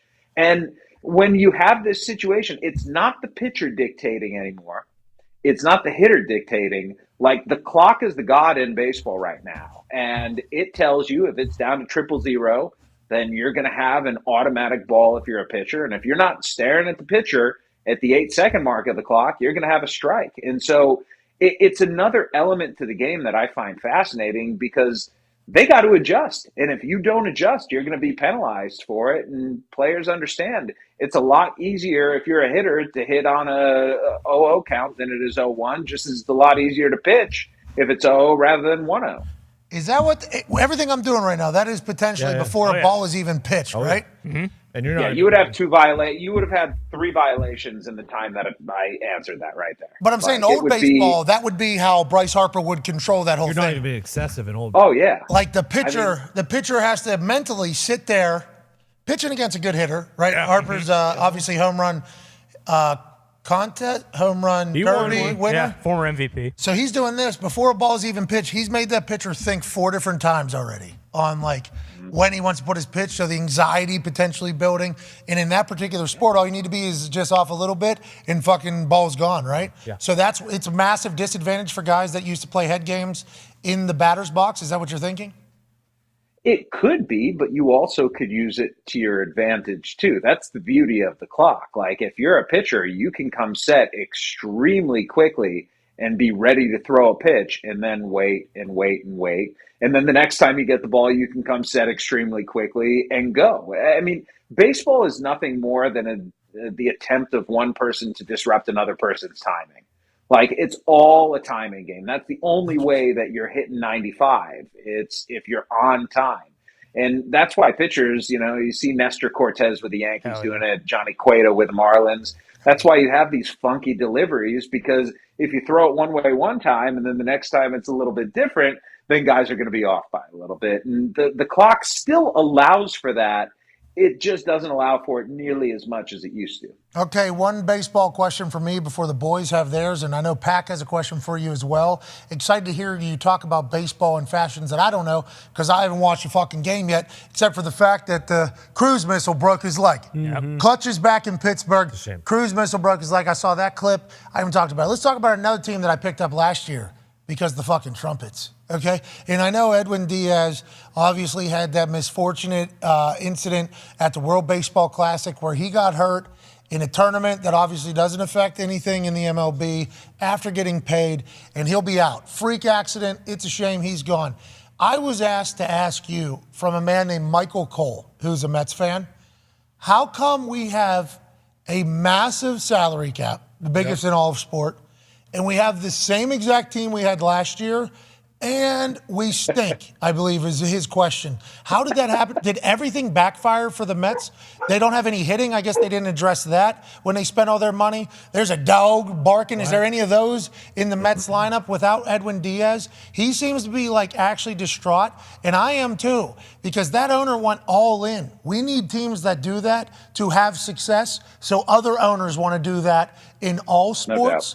He went all in and they stink? Is that real? Are they worse than they were last year? What happened with the Mets? And I thought they were going to be the team this year. Yeah, I mean, they won 101 games last year. They were really good. And the thing about baseball, this is it's a tough thing to wrap your arms around.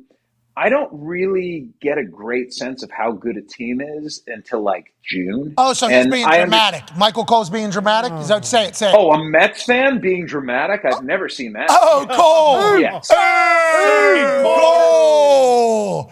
I mean, being a little bitch. Yeah. No, you're not allowed to be a Mets fan unless you overreact and have a large portion of self-loathing in your heart. And I say that hoping one of these years that the Mets actually win. So all of my friends who are Mets fans, and I get texts from them every night, like the season is over. I'm like, it's one game, dude. Like, chill out. They haven't had Justin Verlander yet, who's been on the injured list. They're big free agent signing this offseason. Pete Alonso's been good. Francisco Lindor is going to be fine. Max Scherzer had a really good start last time. Like, is it a team that's as talented as a team with a $400+ million payroll should be? Maybe not. But are the Mets still going to be extremely good this year? I have no reason to believe that they won't be. And the Edwin Diaz injury certainly hurts, but I don't think it hurts more than losing Alonso or Verlander or Scherzer or guys who are out there, pitching more than one inning at a time. That's not to minimize what Edwin Diaz does. He's the best closer in the game, right? Like, he is absolutely phenomenal, but you can lose a closer and still be an elite baseball team. Okay, so they're still the Kings of New York. Ty has a question for you. Absolutely not the Kings of New York, but that's fine. We can do that this early in the season. That's completely okay. Jet, there was I can't remember who reported it, but are MLB teams somewhat concerned with how short the games are? Because we've seen, that teams are losing up to $2 million in concession sales, and now several teams are, selling beer past the typical seventh inning cutoff. Like, is that actually going to be a point of concern moving forward with how short the games have been? Yeah, I mean, it's an issue. And Hawk, let me ask you this. Who do you think the first team to move beer sales from the seventh inning to the eighth inning was? I hope the Cincinnati Reds. Not the Cincinnati Reds. I mean, come on. Where did you spend your entire life? Who loves beer more than people in Wisconsin? It was the Milwaukee Brewers. Yeah, okay. Bernie the Brewer. Oh, the brewery. Wake up, Hawk. Said we can sell beer longer. Be careful. It's not Miller Park anymore. No? No, it's Great American Family Ballpark or something. Where that guy slid down the slide and broke his The Great American Family Ballpark serving the beer later than everywhere else. Makes That's sense. good family fun out there. That's right. Hell yeah. I mean, they're moving it back to the eighth inning now. And it's interesting because in minor league parks, they actually didn't generally see a dip in concession sales. And granted, it's a much smaller stadium and there are far fewer fans. And so when you go and multiply that, I mean, the losses are going to be, worse for big league clubs. But I think the argument that Major League Baseball is making why this is okay is that there are going to be more fans, theoretically, going to ballparks because, like, on a school night, if you have a 2-hour and 15-minute game and a game starts at 6:40, you could be home potentially by 9:15. Like, you can take kids to the ballpark on a school night now. Put the In kids the to past, bed. Go to school tomorrow. It was a fun Tuesday. That's exactly right. And I think the long-term hope is that the new rules and the pitch clock especially are going to breed a new generation of fans who don't look at Major League Baseball as this slow, staid game, but look at it for what it is, which is a game that's interesting, that's strategic, that has incredible athletes, and that has really cool moments, whether it's a home run that, we see all the time now, or the sort of thing that we haven't seen, like stolen bases and triples and guys getting moved over on singles. Like, there are a lot. It's much less a one-dimensional game with the new rules than it's been in previous seasons. AJ won't ask this to your face, which makes me so disgusted, but are they going to let him just take steroids again, too? You know what I mean? Right, AJ? No, it's a valid question, Jet. I don't think that's coming back. They're not going to relax those rules? Come on. I mean, let's put it this way. Fernando Tatis Jr. was one of the biggest stars in Major League Baseball, and they suspended him for PEDs last year. So if they're cracking down on him. What was he on? I don't even know specifically what it was. He said it was to treat some ringworm on his neck. That's they didn't want to spread it to the rest of the That's just good hygiene. the roster, the clubhouse. You guy's a hero. Let the guy play. Nobody wants ringworm in the club. Nobody wants ringworm in the clubhouse because once that ringworm gets in there, it spreads fast. Hey, they talked about COVID spreading quick. Before that, it was ringworm's fucking ass was running the 40. All over the combine place. quicker than everybody. And then COVID came through, and it was like, those ghost ones with Rich Eisen running? Oh, yeah. How, who he's racing against? Yep. Ringworm was the ghost runner, and then COVID just we beat it, Jet. I don't know if you heard this or not. We beat it. Hey, Pac, what's faster, ringworm spread or John Ross? What do you think? Wingworm spread. Yeah, I think so. What did he run? 4-2-1? He won an island. Do you remember that? Didn't he won an island or something like that? He can move. John Ross is fast. This guy ran a 4.28 at the combine. Pac-Man Jones, yeah. Just no big deal. Also, they asked him to do 225.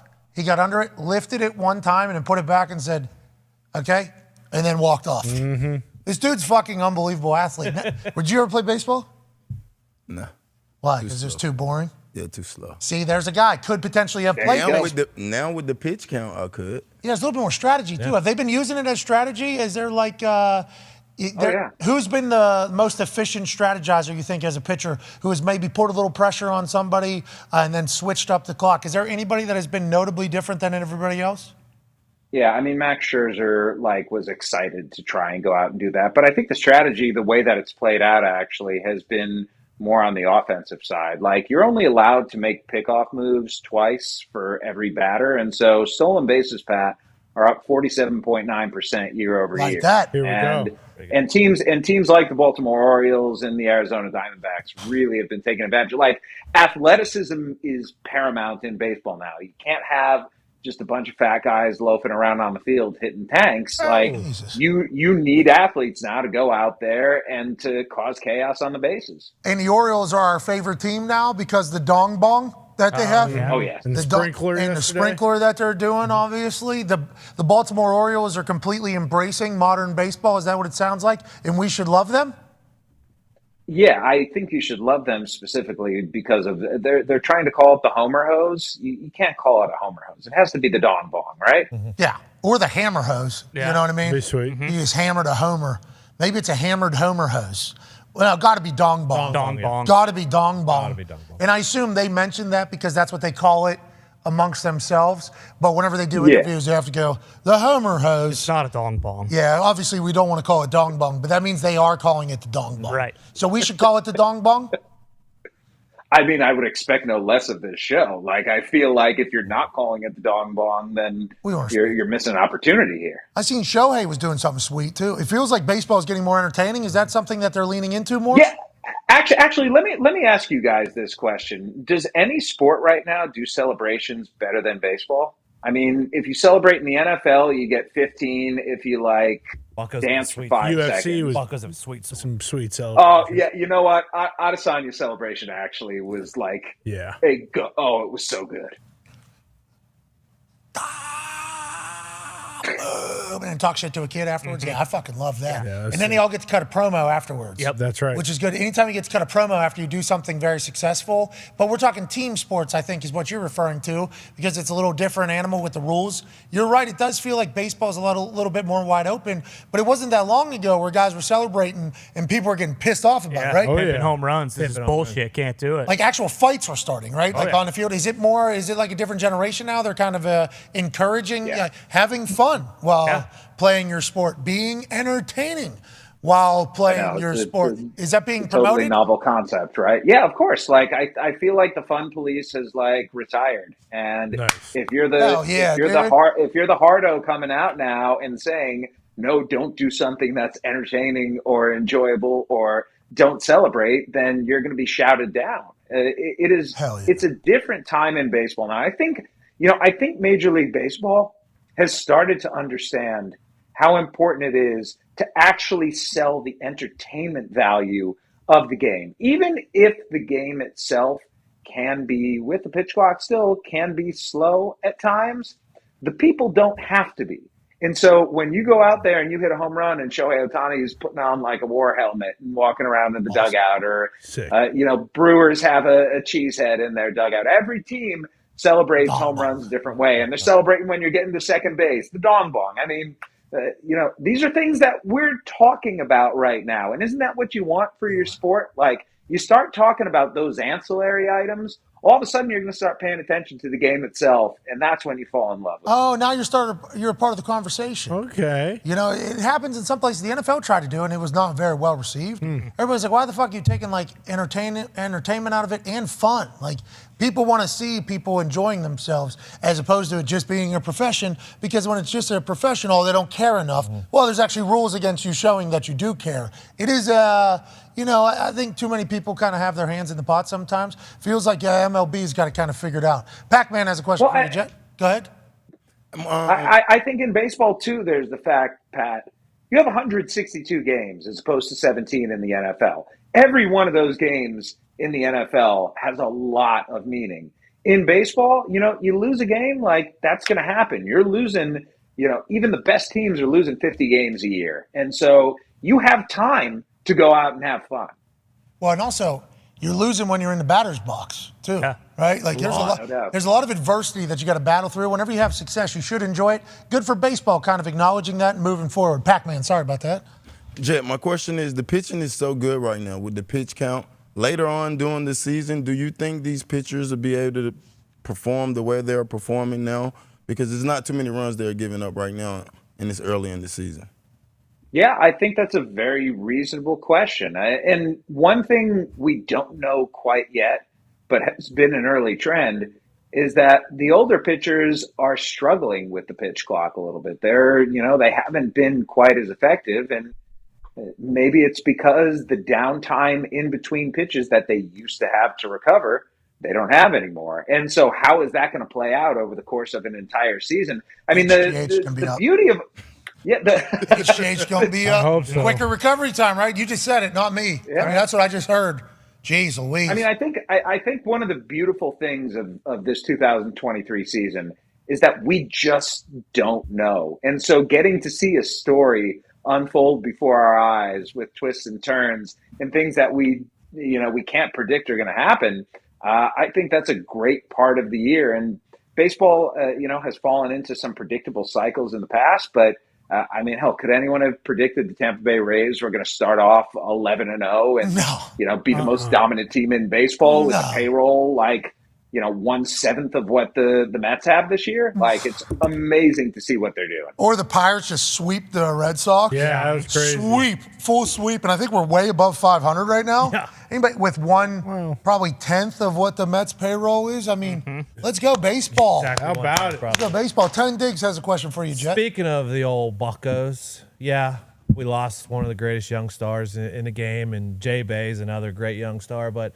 I don't know if you know this, but Brian Reynolds is leading the league in home runs, and he's batting .360. Are these cheap fucks going to pay him, Jet? They tried. Did they? Yeah. No, there was an agreement tone on parameters for a contract extension. It was going to be 8 years, and it was going to be $106 million. 106? They said they were going to give somebody $106 million. The Pittsburgh Pirates did. They were ready to go over $100 million for him. And listen, that would have been a good deal for the club. And I think because Brian Reynolds understood that he might want to, if the Pirates don't turn things around, reach free agency and get out of this mess. And so he wanted an opt-out clause and asked for that toward the end of the deal. And that blew up the deal for now. Now, there's a chance that they come back together and get it done. And keeping Brian Reynolds around would be enormous for the Pirates because look, they have a good farm system, and there's a chance that in due time they can turn things around, but they need someone like him there to be a big part of it. These motherfuckers are better farmers than anybody else, this Pirates team. Because anytime there's a trade, we always get the farm league, minor league. Hey, this dude's coming up. It's a good one. Yeah, starts downtown in Indianapolis. And if he's not, doesn't even start here. This is AAA, I do believe. He ends up there. They're AA Altoona. And then all of a sudden they start doing good here, and then it's like, oh, actually been traded forward to another team that wants to win games. Yeah. It's like, well, what happened to our farmers? Our farmers made all our crops, and then as soon as they were good, we just got rid of them so everybody else could eat the shit out of them. And what are we doing? We're sitting in our house like we're fucking Charlie and the Chocolate Factory, 3 people laying on the bed, can't even move. That's what the Pirates have been. That's what the Pirates have been. So it's nice to hear that they were going to offer up $100 and some million to somebody. That's a big deal. Are they turning the page? I saw a lot of fans were there. I saw Kutch hit a dinger, right, at home, his return. It was, everybody was wearing, it was a full blackout, I do believe. Zambelli's had fireworks. Lost by 10. Lost by 10. What's that? His mom sang the national anthem. Boom. Wow. So it's good. Are we starting to spend money? Is that why we have Kutch again, or is Kutch like at a point where nobody else wanted him? Don't answer that. Probably a little more of the latter than he didn't You cost are the whole. an asshole. They don't know. I didn't know it was past whole like this whole. I'm just trying to be like Hawk. Come on, like I baby sit next Hawk. to him on screen for this long, just starts blending through the screen. Dude, I'll tell you what, Jet. We need you in the Thunderdome at some point. Hell yeah. You played tennis at some point, didn't you? Is that what I heard?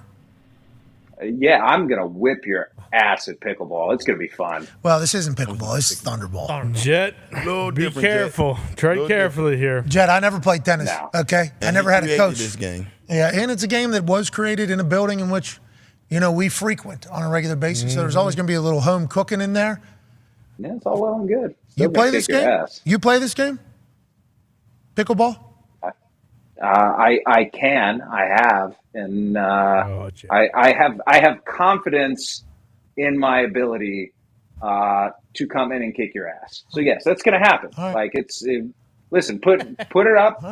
Let's start laying odds right now. Does the boys have your back? Tennis player. No, you're a tennis player. Go ahead. You're Got no talking big shot, game. Jack. You're a former tennis player. You've had lessons and been taught all those things. Kid came in here who started at Pickleball League. Yeah, he was pretty good. He was pretty good. He was lying to us. Yeah, no, he was a tennis player too. He said that was a lot of fun. He was. I don't know if I had ever lose in anything that I play on a regular basis to a tennis kid. I want to let you know. I don't know. I don't know if that, except for maybe a tennis. You know what I mean? Sure. Maybe, probably tennis, because I can't keep that thing. That's it. But tennis kid, I don't know. That's gonna be tough for me to sleep at night, Jet. Even though this is a form of tennis, kinda, and ping pong, that'd be tough. It'd be a tough day for old Pat McAfee. Gumpy was asking if Jet can even see over the net, pal. Oh, shit. Gumpy. That might help you, though. That'll probably help you in this sport and in tennis. You didn't deserve that from Grandpa. No way. No. Listen, it's perfectly fine. At least I can go to Indianapolis if I want. I got the advantage over him there. Come on. Yeah. Hit him where it hurts. Oh, that was awesome. Jed, you're the fucking best. I don't know how you'll fare at Thunderball, though. A little different rules. It's a much different game than pickleball. Yeah, it's a little different game. A lot more. What do I need to prepare for? I mean, are you going to come over the net and super kick me? Like, what's involved? Maybe. Hey, pretty good timing on the Miz there when he came off the top, huh? Oh, it's good. Thank you. I was very worried. As he was coming, I'm like, I should kick him in the face right now. And it's like, how many times have you ever done this? 0. Okay. Should be perfect. Only 80,497 people here. I mean, not bad. Happy we did that. Come on. Look at this. What am I going to do? Kick him in the head? Yep. Boom. Hey. It was a good super kick. That was really the first one you've ever thrown? No, I hit Corbin with one to start SummerSlam. Thought he was going to get down maybe quick 1, 2, 3 because much like Tyson, we don't need this thing going extended rounds. You know what I mean? We need to end this thing quick due to cardiovascular abilities. So I hit him with a super kick. Thought that was good. He didn't even fall down. So, but that was not coming off the top. That's more momentum. That's an interesting timing thing, a little dance in there. But I caught him clean. He rolled out of bounds, out of the ring, started fighting with George Kittle. That's on him. What you said about Gumpy might have been your best comment you've ever made. Yeah. Think about how quick that was. Oh, my God, I know. Were you sitting on that one? Is that like curveball, sitting on it? You've had that one in the back pocket, or it just come to you? No, just came to me. I mean, let's not twist this. It's kind of easy. All right. Connor has a question for you, Jack. Gump, we are so sorry, Gump. Hey, love you, Gump. Love you, Gump. And to Jet's point, we do wish you could just pick up and come right here to Indianapolis. Big time. Especially this weekend. Oh, my God. What a weekend. I know. Urlacher had a plan for him, I thought. Yeah, Urlacher and that Border Patrol agent that came onto that particular program that day. They had all types of ideas live from Radio Row. They did. I don't know if any of them would have worked for the long haul, but certainly had some concepts in the chamber there. Jet, we miss Gump, okay? So you shut your fucking mouth. I miss talking Gump. about our deported friend. Yeah, I miss Gump too. No, I don't think so. Doesn't sound like I do. I miss it. Here's the thing. I know every time I come on this show, no matter what I say, I'm not going to be the dumbest person on. Nice. Jeez. Come on. Connor has a question for you, Jet. Hope you're happy. Jeez Louise. You're smarter than a lot of us, to be honest. I'm just going to head. Yeah. Smarter than everyone on here, especially me. But speaking of Gumpy, one of the best players that's slapping the ball the other way is Shohei Ohtani. And I saw the other day that for his debut pitching for the Angels, nobody even showed up. So are they going to trade this guy soon? I know they're over 500. They're not doing too bad. But is it inevitable that he'll get moved? And even though it's not Trout's last year's contract, are they going to let him go somewhere and be great for a team that'll be competing in something? Trout's not going anywhere unless Trout wants to, because in baseball, if you've spent 10 years in the big leagues and the last 5 years with the same franchise, you have a full no trade clause. So you get to determine where you go, essentially. And I just can't see Mike Trout asking out. But, if Shohei Ohtani leaves in free agency after this season, the Los Angeles Angels are a whole lot less an appealing place to stay.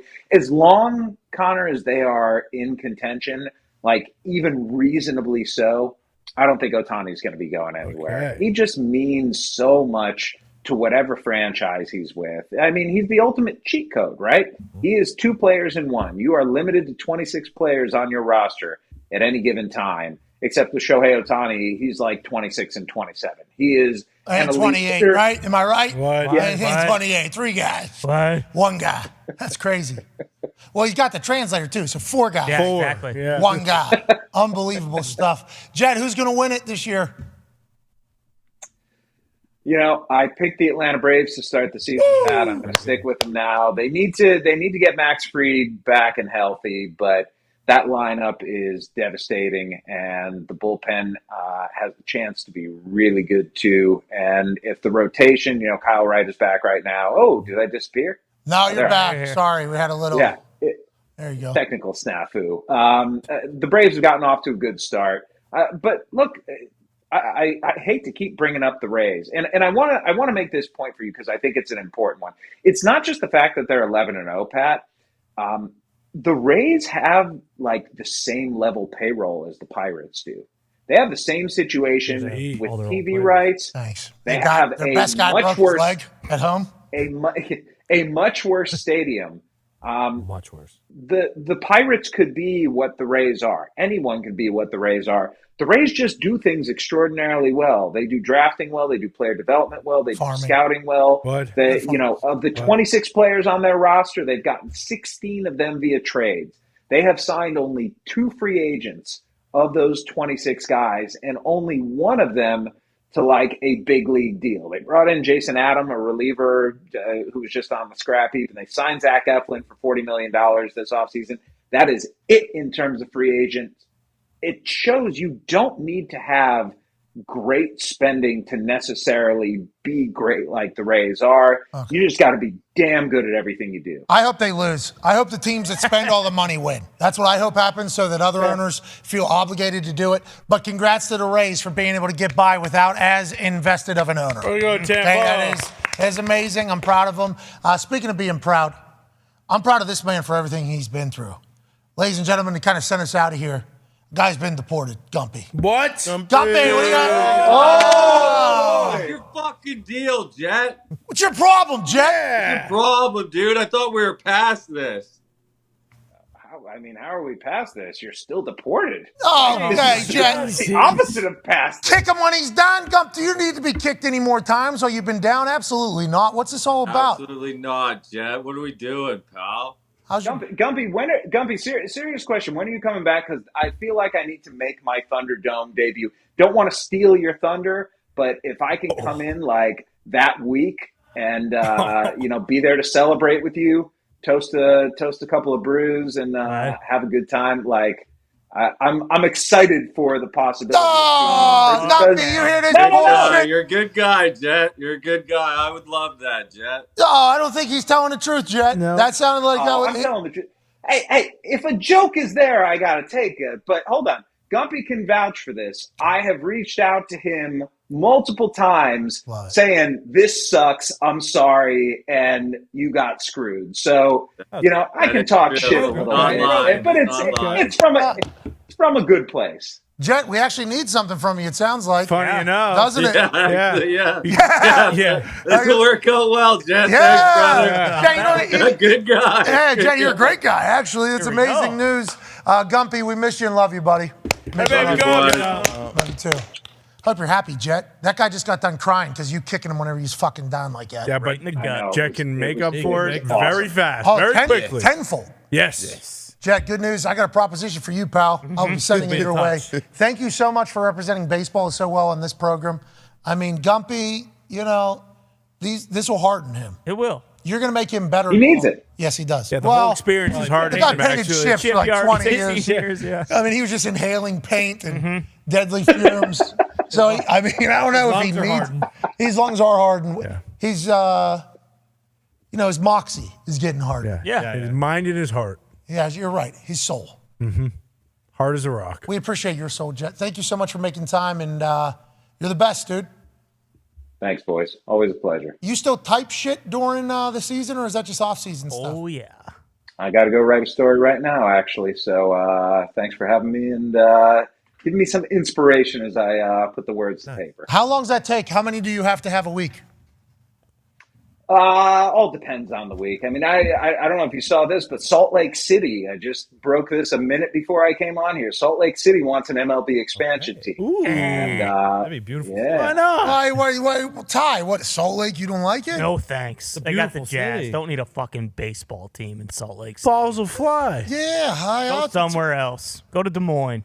Des Moines? Go to Des Moines? That's I don't right. think anyone's going. You ever been to Principal Park, Jeff, where the fucking Iowa Cubs play? Beautiful ballpark. How You about, ever been to Salt Lake? No, I haven't. Yeah, exactly. have you? I have actually. I've spent I covered the Olympics for a little while, so Nice. spent quite a bit of time in Salt. I was there for the NBA All-Star game this year too, actually. Oh, boy. That was a contentious. Beautiful place. You always been in sports? You ever do like war corresponding or anything like that politically, or have you always been in sports? No, I'm too much of a coward for that. Fair. Gumpy says, hell yeah. Yeah. We appreciate you. You're the man, ladies and gentlemen, Jet Passer. He's a good baseball convo. Yes. Yeah. Great. I enjoyed Jet Passer a Makes lot. baseball fun. Bro, he buried Gump, didn't he? Yeah. Multiple times. Kind of uncalled. Don't worry about it. A proposition. Yeah, he'll make it up. Yeah, He'll make it up for all of us. It seemed like he'll make it up. Those two running a program. I don't know. That's interesting. We could Maybe. OCW this thing. Oh. Jet Passer Jet and also Gumpy. Oh, my God. big Jet, WWE yeah, fan. Jet is Yeah, a that's super what I mean. mark. And Gumpy, we've seen his athletic ability. Yeah. Yeah, Jet versus Gump. What's that, AJ? Where did Jet go to school? Syracuse. That's what I assumed. Did he play tennis? Was he on a college tennis team? I'm just wondering. I think he played high school tennis. I try to get information out of people without them knowing why I'm getting information out of them. You know what I mean? So, like, Jet passed and we started a conversation. I'm like, I don't know enough about Jet. Would love to invite him out to the Thunderdome. Mm-hmm. What does that mean? Well, he's probably going to play Thunderball. Let's see what we're signing up for here. Yep. So I started asking him, hey, Jet, you ever play pickleball? We just kind of learned of it. What are your thoughts? He said, well, I played tennis in high school and I've played pickleball. I think I'm very good. I'm like, okay, all right. Let me go ahead and lodge that one in there. Do you plug your nose when you jump in the pool? Oh, this makes sense. That's a key question. Great question. Jets from stupid Cleveland. He's in Ohio. Really? Fuck. I didn't know that. Did we know that? No. Hey, Solly, who was on, is from Dublin, I think. Solly? Chris Solomon? The solo man? Yeah, he went to Miami. He's really good friends with somebody. Somebody saw the show that I know and told my wife, like, hey, he's a Dublin guy. I didn't know that. Scratch golfer. Makes Yeah, sense. maybe give me some lessons. That no laying up, amen. I don't know if it's going to help. That no laying up show, massive. They're in Huge. Oh, yeah, huge. independent operation too. I got massive respect. I've seen him around the internet before. I didn't really do enough dive in because I follow the foreplay guys obviously from our time and getting to know them and everything that they're doing and the access that they're doing and the things they are happy as fuck for them. They're in a video game. Yeah, they're in a video game. Riggs, Frankie, Trent, obviously. Is Jake still? Yeah, I think he does stuff for him, yeah. Jake Bass, who was with us for a little bit, like, I'm very happy for that whole, what they've become and how big they've gone. So I followed them. So I would see the no laying up stuff, but it's like, already getting my golf information that I need here. Then I started looking at, I did the Masters weekend with the no laying up folks. Yeah. It was awesome. Great internet. It was. It's really good internet. Yeah. Very, very good internet.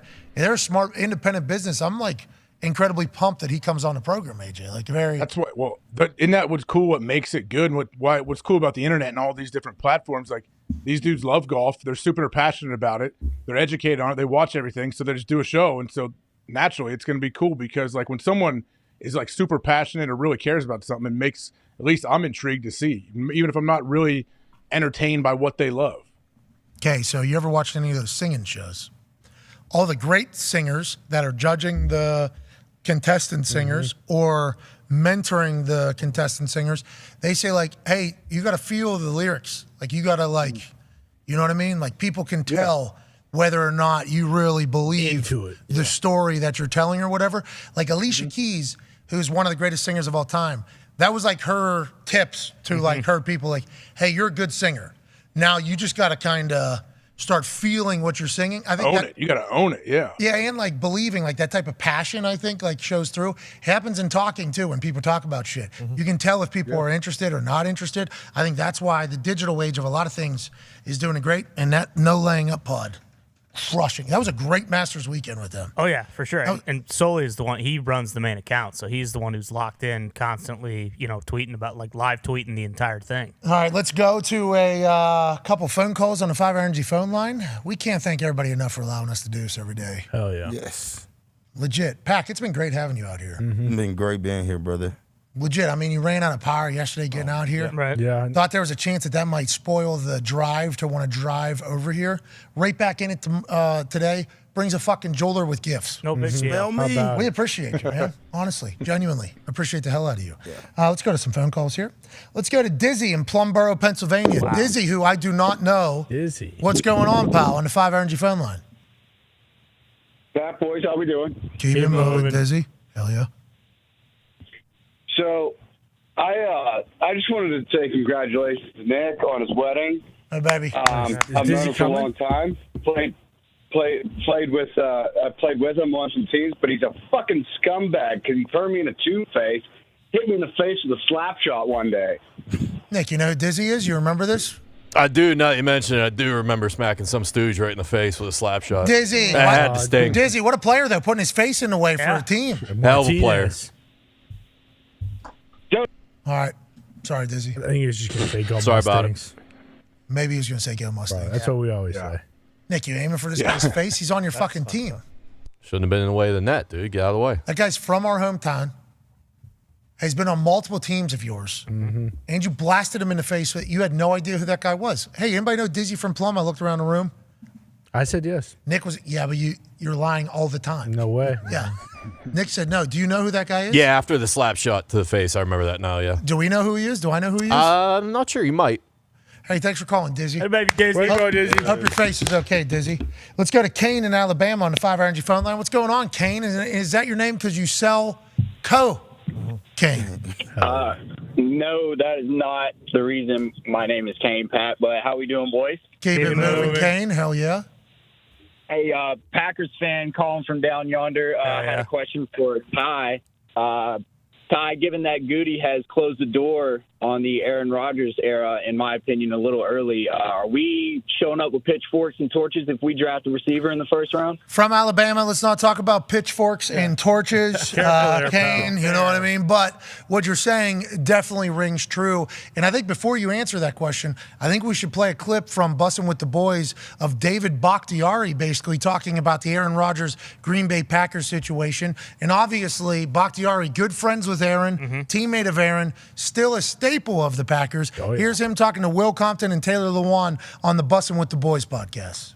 The Packers are rebuilding, whether you think so or not. They don't could they be good? I don't know. Could they be bad? Probably if you're betting, more people are going to think they're going to be bad than good.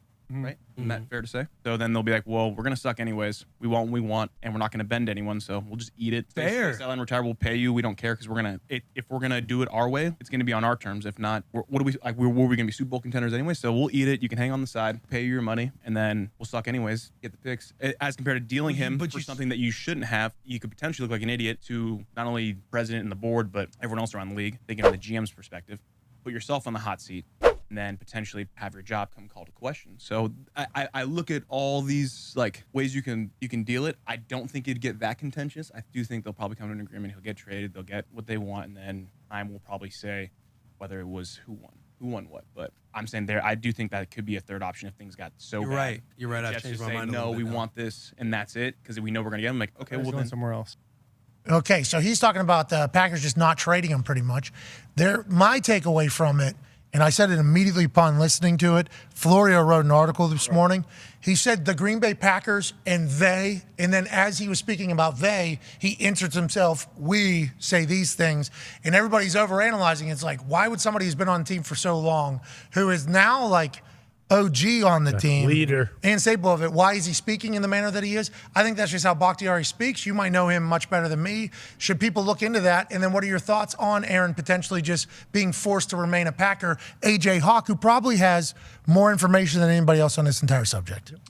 Well, when I first saw the clip too, and I saw him say they right away, that's the first thing I noticed. Like, oh, why is he saying they? And then he says we a few times throughout it.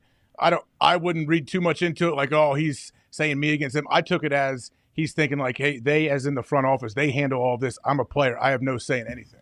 From a GM's perspective, he did say at one point. Yeah. He did put that. But in other clips that we saw from that show, he said the Green Bay Packers. Yeah. Like he was speaking about like an entity that it was like. I can definitely see how you could take it that way, no question. He said they are going to be bad. They are rebuilding. Yeah. Which they are rebuilding, I guess, could be the front office, but they are going to be bad. That's about the team that I think he's on. Yeah, but also might just be the way Takhtari speaks. Maybe. You know what I mean? Maybe he's just breaking. And what did he say right before that? What did he say? Like, do we know the context of what led up to that? True. Seen 3 different clips. I haven't listened to the whole thing. Will watch the whole thing at some point because it's a great perspective because Bach, obviously, and Aaron are very close friends, and Bach is now staple over there. But there was some verbiage there that made people go like, why is he speaking as if he is not going to be a Packer? I don't think that's what we should look at, or is it, Pac-Man? What are your thoughts on listening to him speak? I don't know, but I know one thing that he forgot out of that whole statement, that is if Aaron want to come back, he can sit there for $52 fucking million. It's a lot of money, and I think that's what Bakhtiari said. It's a lot of money. Take the hit. We're rebuilding anyways. But that would be. I think all parties believe that would be dumb. But I guess it could be something that you could do if you didn't want to be in a bad deal, which Goody potentially is going to have to sign. Because once again, in my opinion. And I understand that the Jets are just expecting him to be their quarterback, so that is not a great point of leverage either. But the only leverage that Green Bay has is, Jets, you guys are going to stink if you don't get him. It's like the Jets have stunk forever. Like that is, and they're in the AFC East. Like it's, like that is a very different, but just to be like, you guys suck as your only leverage piece. Like Joe Douglas knows that he would have to deal with that in any conversation. Other than that, with the $52 million, $60 million, if there's certain dates reaching like that, that is what Douglas is saying to Goody. Like, hey, you have to move on from him. You've already said it. As a Packers fan, Kane is listening to this as well. What are your thoughts and take on Bakhtiari's response? Yeah, I didn't love it, obviously, because it is just weird. It just kind of makes it seem, because it's like you are there, and you're going to be there for a long time. They've invested a lot of you, and it seems like I know his relationship with Rodgers, but it does make it seem like he's kind of disconnected, and it's like, whatever. But I mean, you don't read too much into it, whatever. If the season starts next year, you expect him to be there. So it's like, that doesn't really change your mind one way or the other. But yeah, I mean, Rodgers is going to get traded. Like, I don't think there's any way he's going back there and they're paying him $52 million and he's just sitting there and things are awkward between him and Jordan Love and the team. Like, there's no way that's going to happen. We don't really have a deadline yet. Like, once the deadline gets closer and the draft gets closer, like, something's probably going to get done. What did, who said, Aaron said, Greeny? Yeah. Come to May. Yeah. He don't come this early anyway. He don't get there to me in May. You know what I'm saying? That's what Greeny said. That's what Greeny said, that my sources have told me that the Jets have been told by Aaron, like, hey, take your time. I'm not coming until May anyway. No rush. So that is technical. I guess that's the deadline we need to go with if Greeny's sources were right.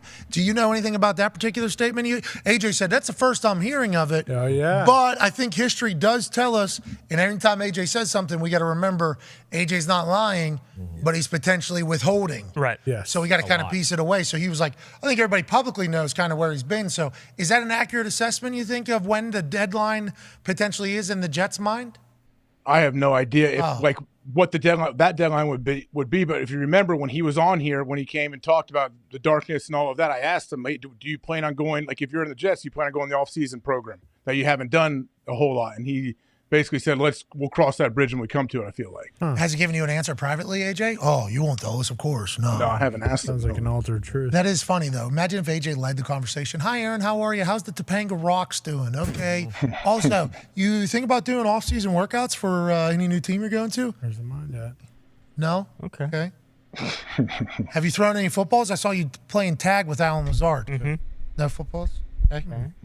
Is that tag game that he plays with Alan Lazard normal? Is that status? I don't know. Is that out where he works out there in California? He and Lazard? Is that modus operandi here? Old Takatari goes there too, I know. Oh, so he's got a lot, and he kept saying and Alan Lazard and Aaron are both there. But he was on the bus in Nashville. Yeah, I think. Well, they all live in Nashville too. A lot of them. Oh, that's why the raw land purchase. Oh, okay. Taylor Lewan no longer with the Titans, right? Free agent. Left tackle. Jets might the need Green one. Bay Packers. Holy shit! Interesting. Holy, that's why he said they. Let's go to the phones. Wow, thanks for the call, Kane. Unbelievable. Did Taylor say we when he talked about the Packers? Huh? Interesting. Did Taylor, what if he said we? He was oddly quiet. He was oddly quiet. So maybe he was holding something back. Uh-oh. Love what those dudes are doing. Taylor, well, they're on the road right now. They're traveling. Yeah. Colleges, right? They're working. Yeah. Getting great content. That conversation with Bakhtiari, a lot of people were intrigued by because of the situation we're in. Let's take two more phone calls here. Here's Ulysses from Union City, California. That's great. Literally only took this call because his name is fucking Ulysses here on the 5-Hour Energy phone line. What's going on, pal? What's up, boys? How we doing? Keep it moving. So I'm a big Niners fan, and I was just wondering, like, who would be a better fit, Trey Lance or Brock Purdy? Because I feel like Brock Purdy is like a fucking younger Jimmy G. Like, what's the difference? Okay, great Trey question. Lance, he just brings so much to it. Great question, Ulysses. What are your thoughts on Trey Lance? Hasn't had enough opportunity to show what he is. Did you see the workout video with Patrick Mahomes and Dante Moore? I did. Yeah, you like it? I did see that, but no, I liked it. I just think Kyle Shanahan just doesn't need to run him to the fucking ground again. I mean, he could be a pocket passer. You know what I mean? Scramble. You know, pretty simple. Be a champion. You said Brock Purdy seems like a younger Jimmy G. You think Jimmy G could win a championship? Do you think Brock Purdy could get you guys to the Super Bowl? I think he can if they fucking run it like a million times. Okay. All right. So he wants Trey Lance. It sounds like Ulysses is in on the Trey Lance. Niners callers lately who Same question. want to see Trey Lance.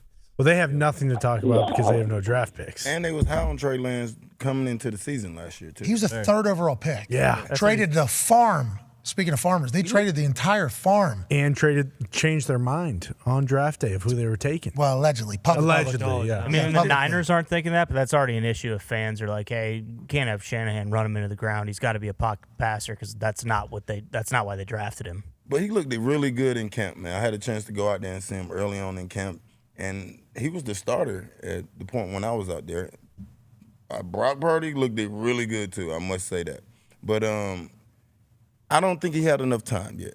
I think he needs First game against Chicago was a monsoon. Yep. Yeah. Okay, so just go ahead and consider that not a game. So his first game jitters kind of that we all saw, he ends up getting hurt in. Can't even throw the ball. Yeah, I mean, that's an interesting, after that game, not the Chicago game, but yes, certainly in the Chicago game, impossible to throw the rock. Yeah, also, I believe Lombardi did confirm that the Mac Jones Trey Lance thing was real. What's that they had Mac? Yeah, that they were going in with basically Mac. Public knowledge now. Yeah, and that they switched to Trey Lance. Oh, I didn't know that. I thought just public knowledge was different or wrong. No, I believe that's been confirmed. Wow.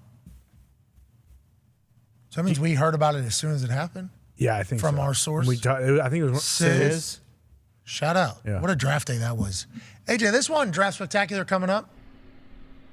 With the Colts at 4, we could have a... They're going to be moving. They got to move, don't they? Packers possibly having 2 first-round draft picks. We got a real Draft Spectacular coming up. Wait till you see the shit we got coming. Oh, yeah. I'm very excited. People are not ready. I want to tell everybody right now, just because we probably should market that it's happening, but that wouldn't be as fun. No, we're a week out. We're 2 weeks out tomorrow, so maybe a week out. We'll spill some beans. Couple. Nice. Last phone call here on the 5-Hour Energy phone line. Do we want to go to Florida Indiana, Ohio, Virginia, or Milwaukee? Florida man. Let's go to Anthony Paisano in Florida on the 5 Hour Energy phone line. We appreciate you so much. Hey, what's going on, man? Go to 5hourenergy.com. Use promo code McAfee to receive 20% off your order of all 5 Hour Energies. Get yourself a full case of them, just like you're at the gas station on your way out. It is delightful. This is the one I took today. It was the Berry 5 Hour Energy Extra Strength. Nice. We got like 3 to 4 boxes of these, so I'm probably going to be powering through these. Don't be scared to try the Hawaiian Breeze. Or the watermelon. They're very good. Shout out to 5 Hour Energy and the phone line. Sorry about that, Paisano. What do you want to talk about down there in Florida? No worries, brother Pat and the boys. Thanks for taking my call. Thanks for being fucking awesome every day. Appreciate you. I have a small request and maybe a question or two if we have time for it, brother. Yeah, you know what? 10 questions. Just fucking let it eat. We appreciate you, man. Fire away. We'll put this, we'll call this the 5 Hour Energy hot seat. Yep. Well, hey, man, it's my small request. Today's my 35th birthday, man. So shout out from you and the boys. Happy birthday. Hell yeah. Our gift will be do whatever the hell you need to do. You know, this next trip around the sun's going to be the best, Anthony. Happy birthday. Can't sing the whole song, but we are very happy for you. Happy birthday. Paisan, what do you want to talk about? Boys. That was your birthday. Appreciate you, boys. So my question is, I woke up this morning, I read, and it said that Saquon was not going to sign his franchise tag before Monday. And it just means that he's not going to participate in off-season programs. Again, just being some former athletes in there and a Ryder Cup winner in there, make sure I say winner, in the Thunderdome. Is this mean that Saquon is going to be sitting out, man? Or like, again, I'm too stupid to understand this stuff. Like, what does this mean that he's not participating in off-season programs? Okay, great question, Anthony. Happy birthday down there in Florida. AJ, we talked about this morning a little bit, obviously, because Bruce Brown is a big Giants fan. But I think what Anthony was saying, right, this is just an easy, I haven't signed it. Off-season workouts, I'm going to do my own thing. You give me a 5-year deal, okay, you want to commit to me, I'll commit fully to all the bullshit that I don't think I necessarily need right now. I think he'll be there for some of the OTAs. I don't think this is a big deal going forward, but maybe I'm reading it wrong. What are your thoughts, AJ? I don't think it's nearly as big a deal as people may think it is. And the Giants, I'm sure when they tagged him, there's a good chance he's not going to sign it early on. We're not going to have him early for the offseason program. He'll be fine. He'll be working out on his own away from the team. Who knows how long that lasts, though. I'm sure he'll pop in for whatever, mini camp and other days he feels are important. I want to let everybody know that when I got franchise tagged, I was not there for the first 2 weeks of OTAs. Oh, hell yeah. Nice. Because you weren't allowed to kick a ball. Remember that? Yeah. Oh. They banned balls from the facility. And I was like, I'm kicking like 3-4 times a week right now. Like, I'm just going to keep doing that. And then I'll see you guys. And like, I went in after it, like practices end, full like, what's up? What's up? I'm not sitting through all these meetings where they're teaching people what the punt thing is anymore. Now, you signed me to a deal. Okay. Sure. I will come. Things were said about me before I got franchise tagged too by said GM in here. I can't kick balls. I'll be back in like 2 weeks or whatever. I'll see you then. And I did come back, and I was murdering balls, and I was in the whole thing, trying to get big-time money. But I don't think this is any difference at all. Do you remember when they banned balls from OT? Is that still a thing right now? Still, first 2 weeks, there, I think. Yeah. So, like, for my position, that is so. I had to go to fucking, I had a house with kickers and punters should still be able to use balls, obviously. Obviously, because I had a field at the house. It was the reason why I bought the house that I was at. I like to work alone, and obviously you can work all year whenever there's weather and you have your own field. But like going to a local high school, which some guys have to do, and then, find like a significant other or hopefully somebody to shag the balls for you while people are just on the track and like soccer practices happening. It's like, the fuck am I doing? I'm in the NFL. I can't. It was just a wild thing to happen. So I was lucky. But I went and worked out with a couple guys. And I was like, where are we going? They're like, we're going to the school right over here, whatever. It's like, they have a full field. They're like, one upright is up right now on one side. And then they have a whole thing. Is there other people on the field? Yeah, we'll be actually in between 2 different groups of pickup soccer. So I was punting over a group of pickup soccer players. And then to get the balls, obviously we got to go get them all. But they were bouncing into the game. It was a full, I'm like, what the fuck? And the NFL is protecting me. Okay, they're protecting me by not allowing any balls. That was an interesting decision that was made. But OTAs, did you go to them? I think the camaraderie is the biggest thing that comes from it. But obviously I guess there's some shit to learn as well. I might be misreading it all. Oh, yeah.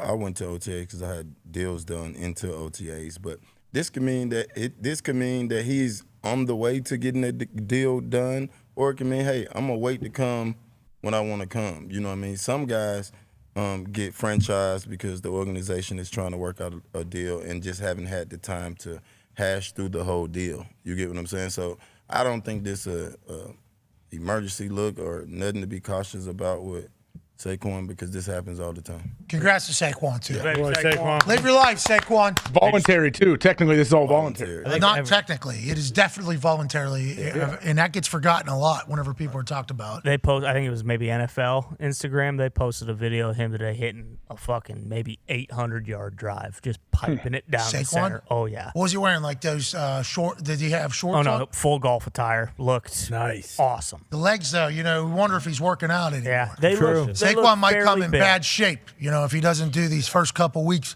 of OTAs. Saquon might just become a full sloth. He might. Yeah, might lose all his muscles. Going into a contract year, fuck it. Oh, my God. Voluntarily just missing those voluntary practices. Okay, I want to have this Twinkie. Oh, he's lazy, fat. That's right. That's what people would say. Like, Speaking of, sure. Those are things that used to get said about people, and it's like now it's like Get in your playbook. If someone's doing anything other than showing a video of them watching another iPad or film or something. Hey, crazy. Speaking of, we got our answer yesterday. And just, he's healthy. He just doesn't feel like himself. Oh, my God. Okay. No. Let's not talk about it. Okay. Because I'm kind of watching that. I don't like the people that are around him. Okay? People that are around him need to remind some people who they are every once in a while. Mm-hmm.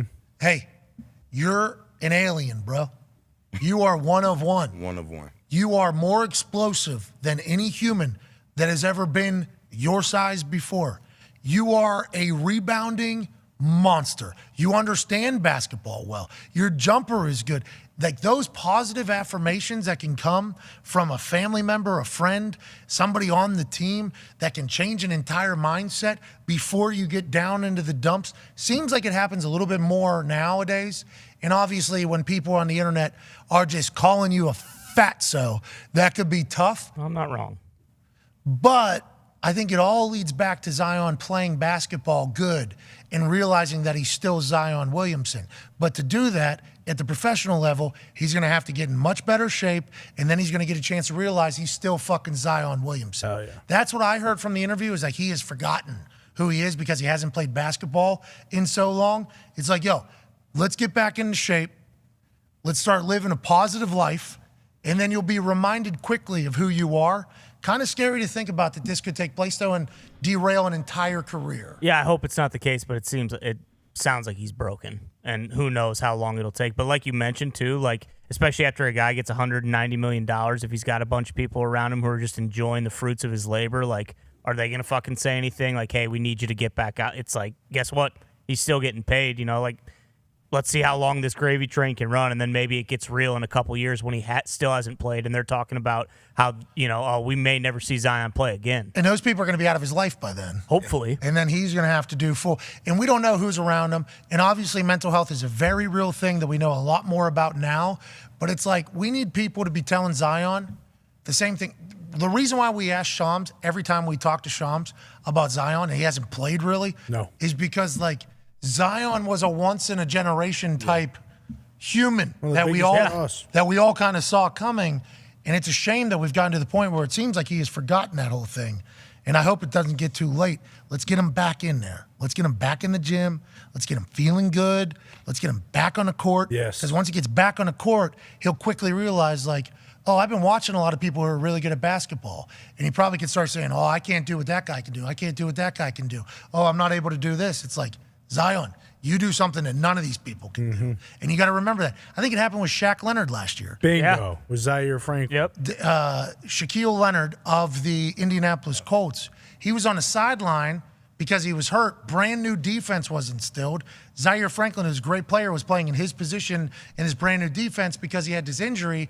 And he could clearly hear in the answers that Shaq was giving, like, this guy has forgotten who he is. Yeah. This guy's forgotten that he's a player. And then when he would get on the field, it was like very apparent, like, hey, this is a different guy. Doesn't have the moxie, doesn't have the swag, doesn't have the trust in himself that he had. That's a big-time game that has to take place. And I just want people to be reminded of who the fuck they are because we all have faith in them. It's like we hope they can somehow have faith in themselves. It's a tough thing to find, though, once you lose it. Yeah, you can't lose it. Like, the greats don't lose it. Special ones don't lose it. I understand what you're saying, but you don't lose it. It's just like the love for the game. Either you got it or you don't got it. From that interview right there, I don't know, Pat. Oh, my God. You already got all of New Orleans mad. There's no reason for you to. I don't know. That love it thing. It was it was nothing about that interview that had any hunger, that had any love, passion, attitude. That shit was weak. It was weak. It was a cookie cutter interview. My nephew would have did a better interview than that. Hey, AJ, did you see what he's talking about, this Zion press conference he gave? Everybody's takeaway was like, man, Zion has lost confidence completely in himself. That's a shame, bro, but you could see how... Someone should tell him, hey, Zion, we're a lot better basketball team with you on the court, bud. Like, so I know you may feel like you're interrupting the flow or these games mean a lot. You don't want to come in there and feel like you're hesitating because of this injury, but even if you do hesitate a little bit, you got to get out there at some point and work through that. And we're way better with you, and you're awesome. So come on back, bud. Yeah, it's okay to tell people that, remind people that. Now, Pac-Man never woke up and felt slower. Correct. That's true. Every single day he woke up, he felt fast.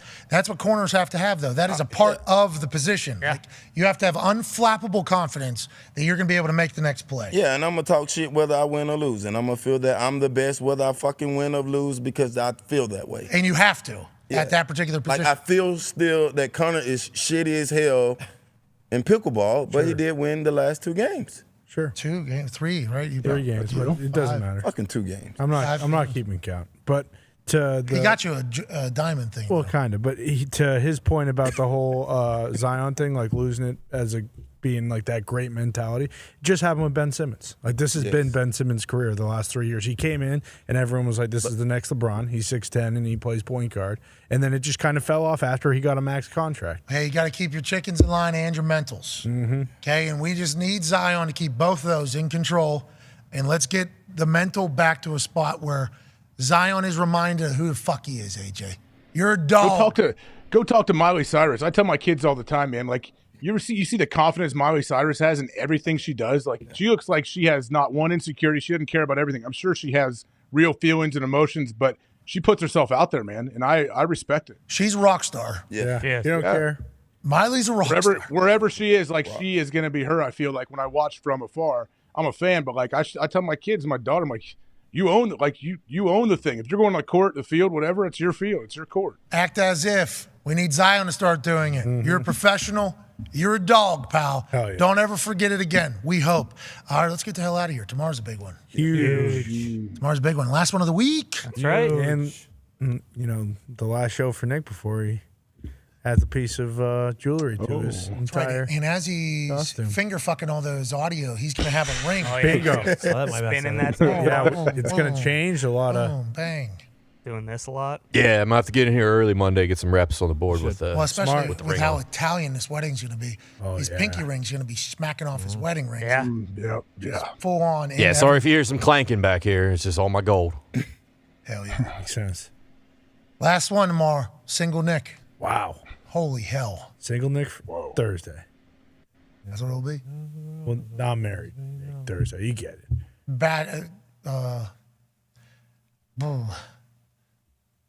Not wifed up, Nick. Boom. Wow. But he kind of is. Yeah. No wedding band, Nick.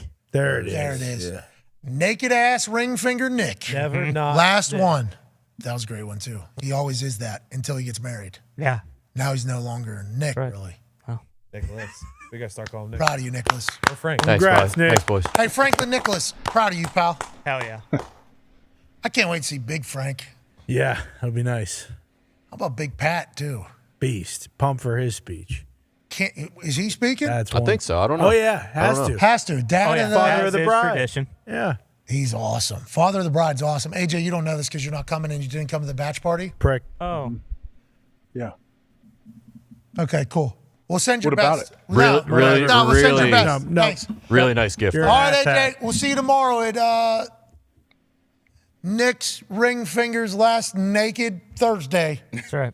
Nice. show. Should be a good one. You all are the best people on earth. Be a friend, tell a friend something nice. Zion, I think, is a great. Yeah, tweet at him. Just tell somebody. Yeah. something You can nice. do it. Anybody you see, you can find something nice to say to them. Yes. Okay? And if you just say it to them and they no-sell you, they do nothing, later they're going to think about that. Mm-hmm. And all it takes is one thing, AJ. All it takes is one thing. Like, hey, AJ, your home plate face looks spectacular today. Thank you very much. Boom. Boom. Done. Just like that. That's all it takes. I feel better already. Pat, you look Pat, very jocked. You look super jocked, super tan. Your hair looks sweet today. Wow. Holy fuck, Good dude. job, AJ. Your first one. I'm ready to run through a wall right now. I wasn't a little bit ago, but now I'm jocked. Boom. Both physically and spiritually. Hell yeah. Be a friend, tell a friend something nice. We're going to Chef Bo's. Goodbye.